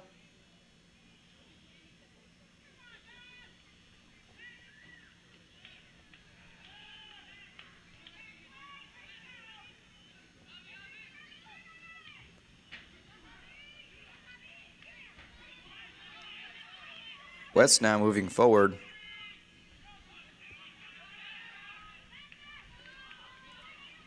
Tommy Schultz now with another run. Playing it out wide to number 11. Number 11 taking it control, trying to play it in. Great defensive move there by Jorge. Avalos, but it is going to be another corner kick for Bentonville West.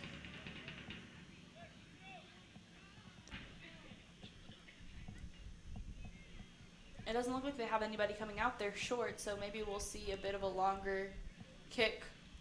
Again, it's interesting to me to see that Springdale only has a player marked up on that front post, but no players are marking up on that back post. And we can see why it's crucial to have someone on that back post. That could have easily been a goal because nobody was there on the back post. It just looked like the Bentonville player wasn't able to get his foot on it right. Absolutely. We saw that ball just roll past that post, but if there had been someone just there just to nick it into goal, it could have been dangerous. And the ref is talking to the Springdale goalkeeper because there was a ball behind the net. It almost was like he was going to try to get card him for time wasting, but he's not going to card him, just probably a warning. Long ball there. Rene Recinos running there with Ethan Stockdale, both great players. Ethan picking it up off of his feet. Guardado playing it out wide. Irving running back and able to pick it up.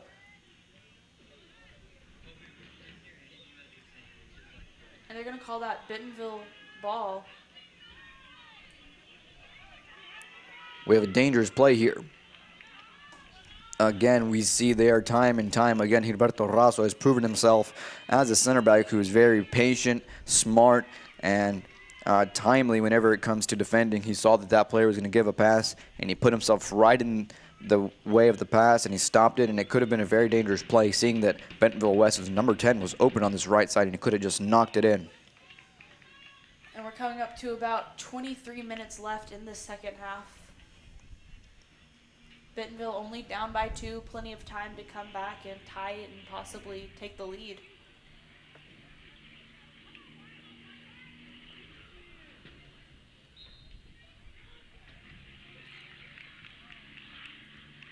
And that's going to be a Springdale free kick.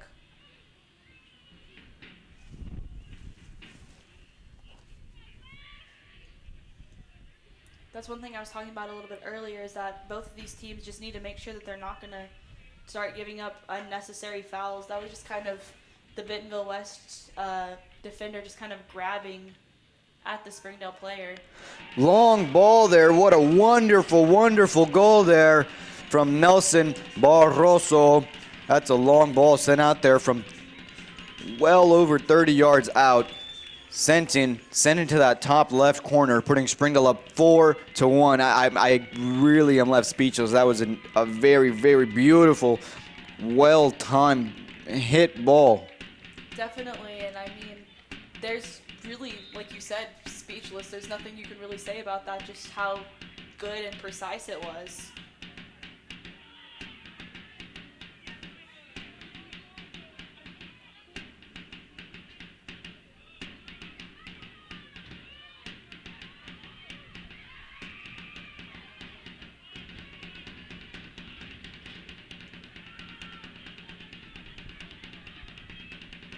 Long ball there from Nelson Barroso. Rene Racino's chasing it down, but Ethan Stockdale heads it to his goalkeeper, who's able to pick it up.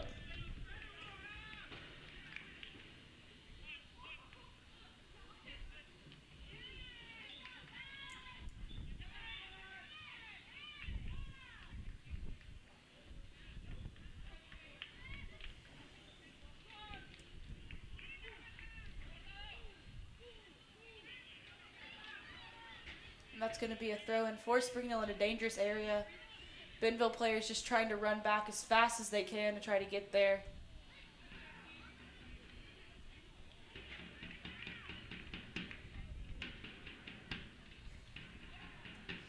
Bentonville West goalkeeper hit on the back of the head, but seems to be okay and is going to keep playing. Danny Maldonado challenges the goalkeeper for the ball in the air, but obviously with no intention to make a collision with the goalkeeper. Goalkeeper is fine and continues to play. Nelson Barroso with another long ball, looking for Rene. Rene chasing that ball down. Goalkeeper not being able to keep it in his grasp and coming back to pick it back up. And that's one thing that the Springdale side's going to have to be worried about, talking about that play right there a little bit earlier with them both going up for 50-50, is even if he wouldn't have meant to try to hurt the goalkeeper, if the goalkeeper would have been hurt, that definitely could have been a foul and a yellow card on that player. We have a foul now. It looks to be fairly serious. It is on Javier Solis, but he is back up on his feet and ready to play.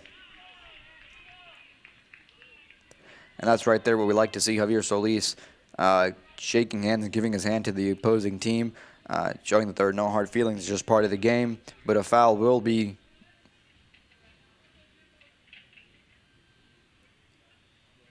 And it looks like there could possibly be a cramp or some sort of ankle injury over on the far side.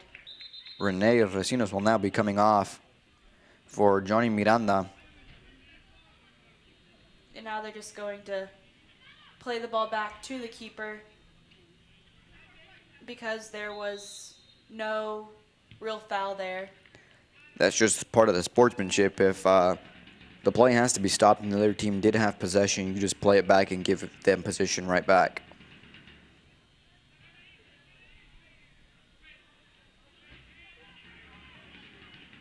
Springdale now on the attack, looking at their options. Nelson Barroso looking for that cross there to Guardado. Javier Solis going to pick it up and play it back out.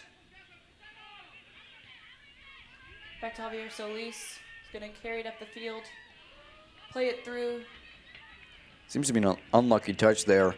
Looks like he might have been trying to play it to Guardado, but played it just a little bit too far forward, and it is going to be out of bounds, giving West the goal kick.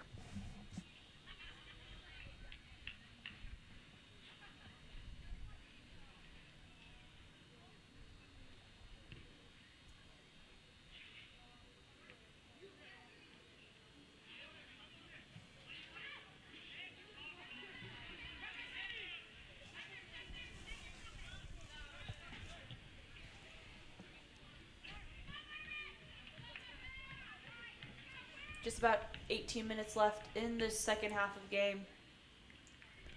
Time is starting to tick away for Bentonville West, looking to get those 3 goals to equalize the game. And it's going to be a throw-in for Springdale. Just a wall throw-in. Nelson maintaining possession, giving to Javier. Javier passing it to Nani, looking at some options to move forward on this attack. Long shot from Nelson Barroso. Guardado not being able to get good touch or control on that ball, sending it out of bounds.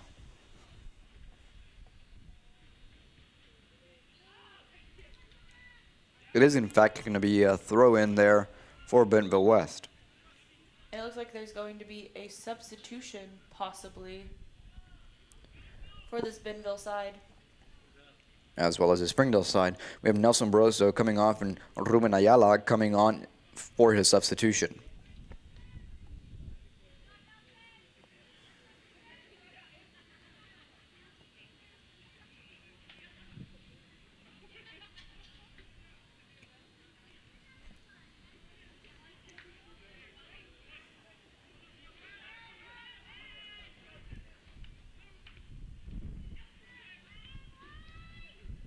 Bentonville trying to create an attack, but being stopped.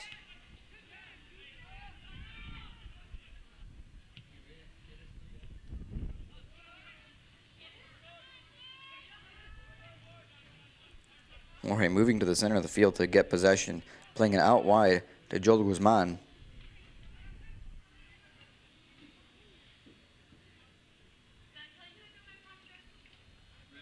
It's going to be another Springdale throw.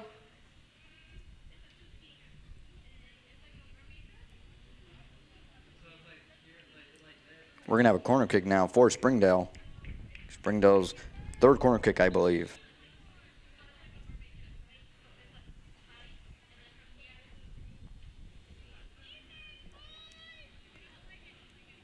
Now West dropping a majority of their players, only leaving up their number 11 and number 2.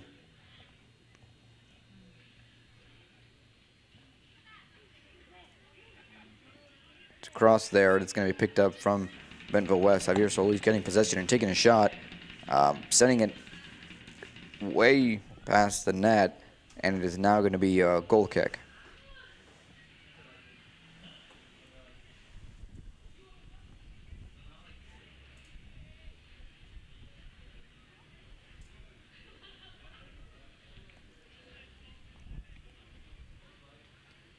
Bentonville West going to win the ball in the midfield. Rodriguez Otero is going to be able to pick it up and play the ball down the field. Good ball in, but nobody there to capitalize, and it's going to be another goal kick.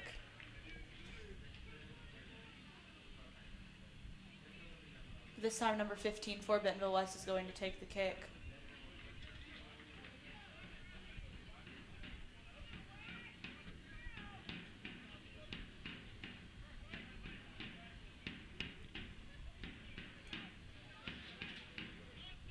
Ruben and Javier Solis, they're not having that communication, and neither of them actually getting possession of that ball. Rodriguez Otero picking it up and playing a long ball, getting past the Bentonville West defender, but another defender there to pick it up.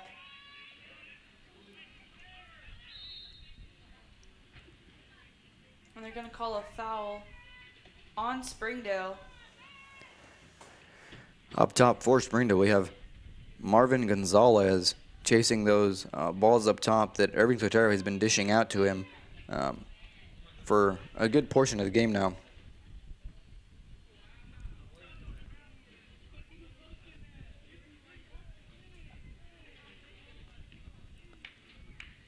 Long ball there. We have Javier Solis receiving that.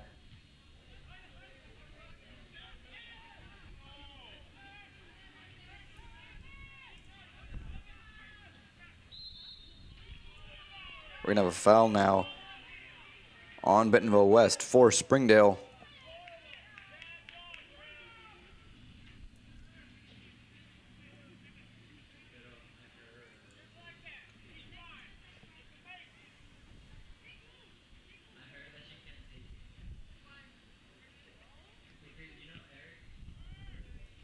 Good ball in. Service back in. Ooh, Danny Maldonado trying to get that volley, missing just past that post, but that was a great hit and great realization of his positioning and just the fact that he could take a shot from there, and that was a great hit. And there's going to be a substitution, or maybe not. It looked like the sideline ref called for substitution, but there really wasn't one.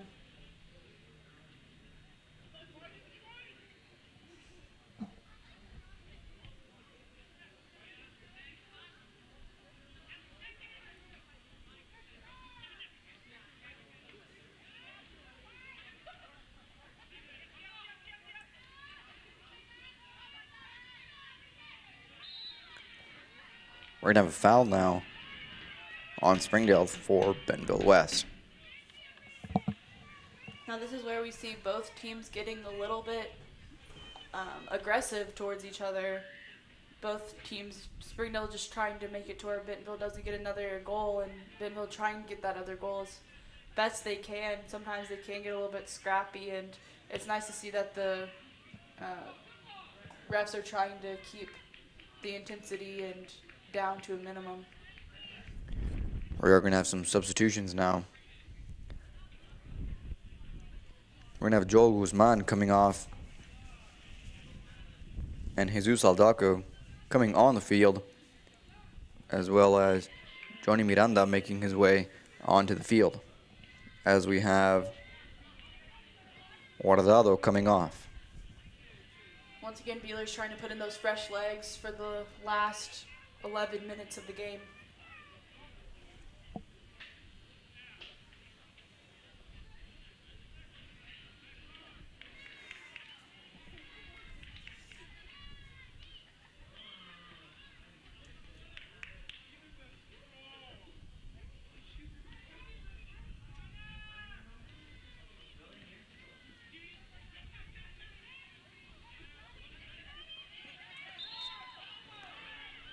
Great shielding there from Johnny Miranda, covering the ball.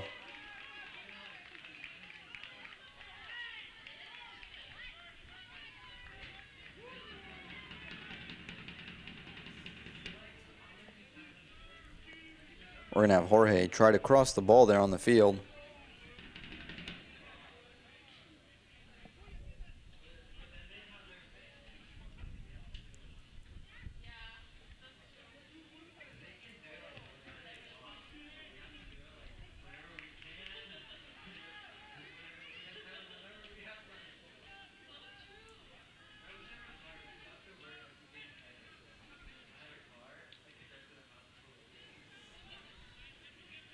Springdale keeping possession of the ball in Bentonville West defensive half. It looks like Springdale's taking their time, trying to look for their opportunities. Lost ball there by Sylvester, but getting possession back. Tommy Schultz now passing into his forward, number 10. Referee says play on, even though Bentonville's players on the ground, but now back on his feet.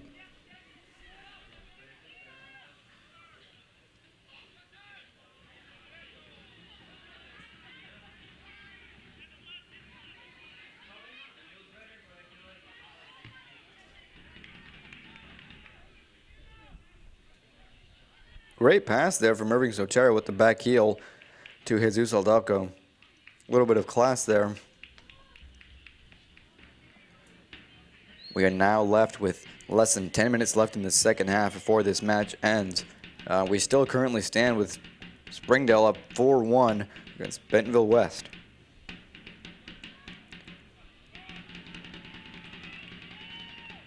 Good ball in, but keeper just able to get his hands on it pretty easily.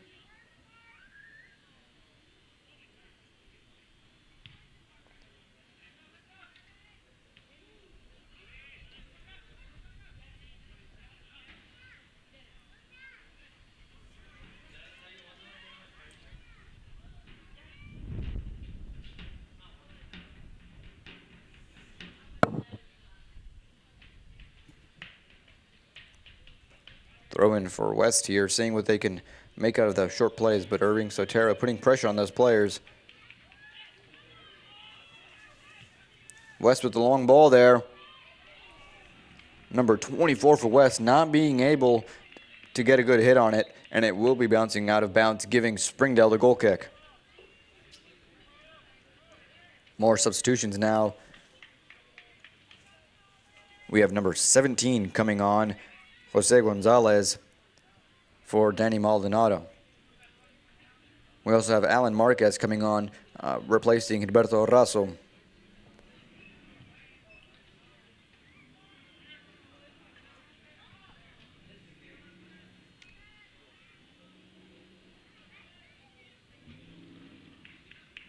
That's going to be Springdale ball.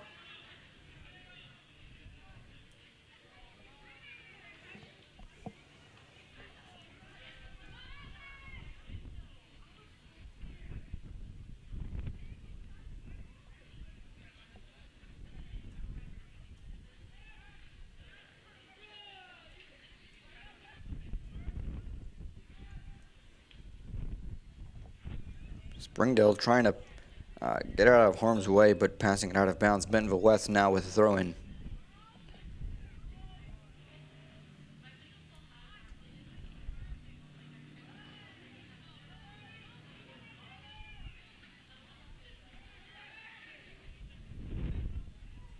Good ball out wide. Johnny Miranda looking at his options. Javier Solis playing it to Irving Sotero. Irving Sotero switching the side of the field. It's going to go back to the middle. And out wide again. That's one thing that Irving Sotero has been doing very, very well in this game, where he realizes that one side of the field is being pressured very heavily, or just that the ball needs to be spread around a little bit, kind of widen their game. So that's exactly what he's doing. He's playing it to spread the field and just giving it to the other players to really give them as much opportunity and vision as possible.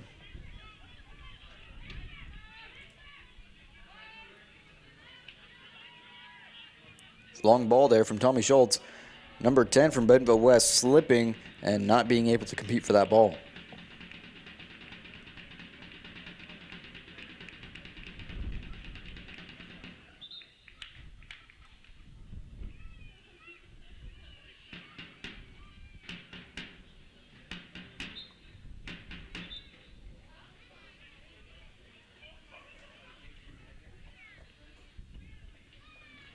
ref getting on to, I believe, a Bentonville West player.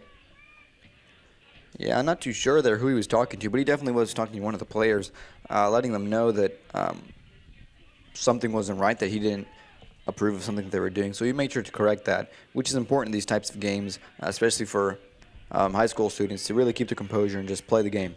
Long shot from Irving Sotero.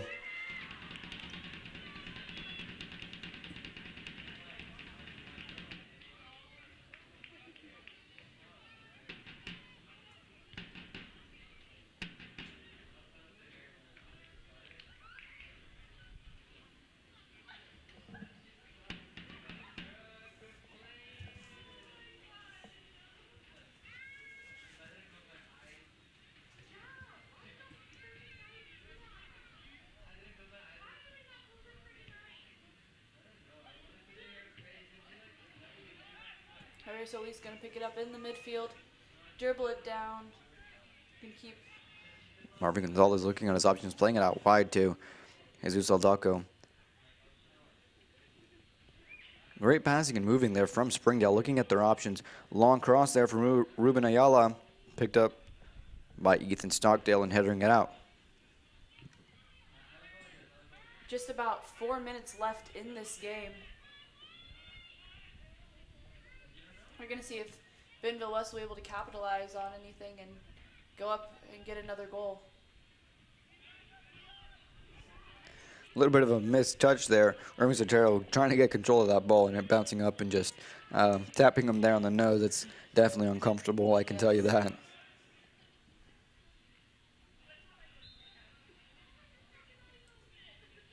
And there's going to be another foul called on Springdale.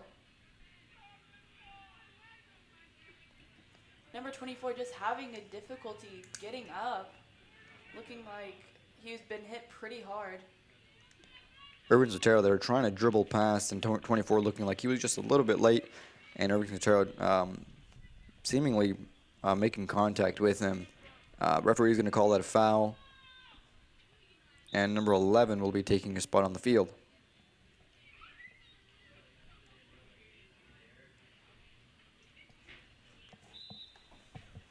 Number 24 definitely looks like he's in a good bunch of pain over on the sideline. And they're going to play a short free kick.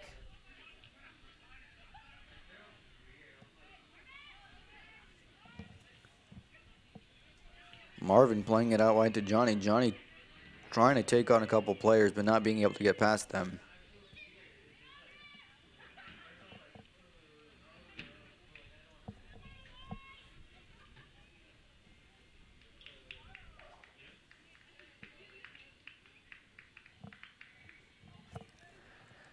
This game really is starting to come to a close now with just 3 minutes left on the clock. We have Springdale trying to maintain possession of the ball and really just trying to stay in this fight as much as they can.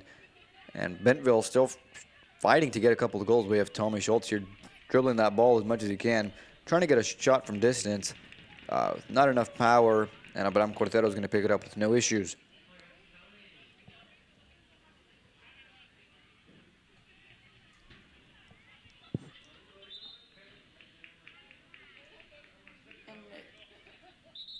They're going to stop time and give Irving Sotero a yellow card.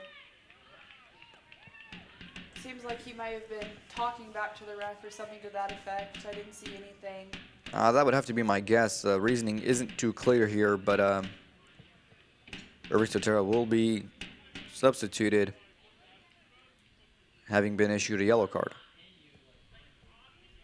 It had seemed like he was a little bit upset at the ref for that last foul call, so he may have just let the emotions get the best of him.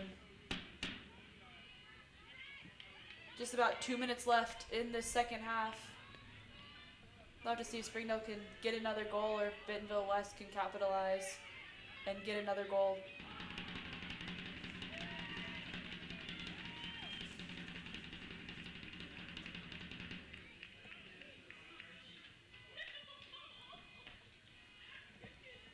And the player that was substituted for Irving Sotero will be Roberto Barroso. He will be taking the spot for Irving Sotero.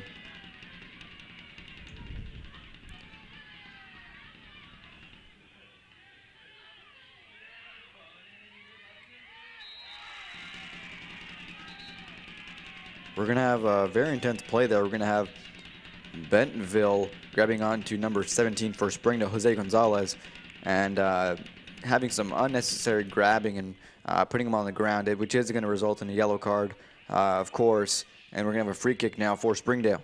And this is really when you can see the last minute or so when the emotions are just really running high and people are just trying their hardest to make sure that other teams aren't going to score, or just letting the emotions get the best of them. And that's what we've seen from the last 2 yellow cards, have both just been emotions getting the best of people.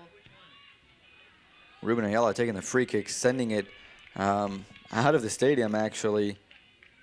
Going even past that back netting with just about a minute left to play.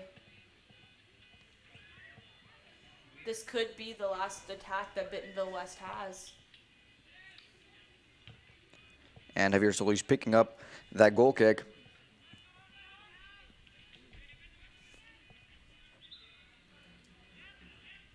Out of bounds for a Bentonville West throw.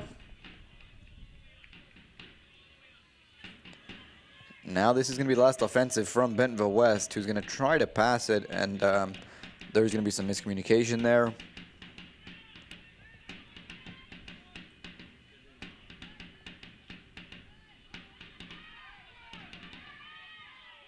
A little bit of pushing from number 6 for Bentonville West, but the ref isn't going to call anything.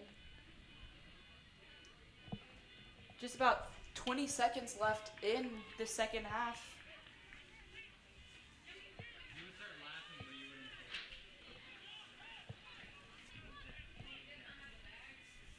Number 11's going to miss the ball. That's probably going to be the last play of the game. It absolutely is, and with that, our clock runs out, and the game ends. Springdale winning 4-1 against Bentonville West Wolverines. Springdale maintaining their undefeated record. Thank you, ladies and gentlemen, for tuning in, and have a good night.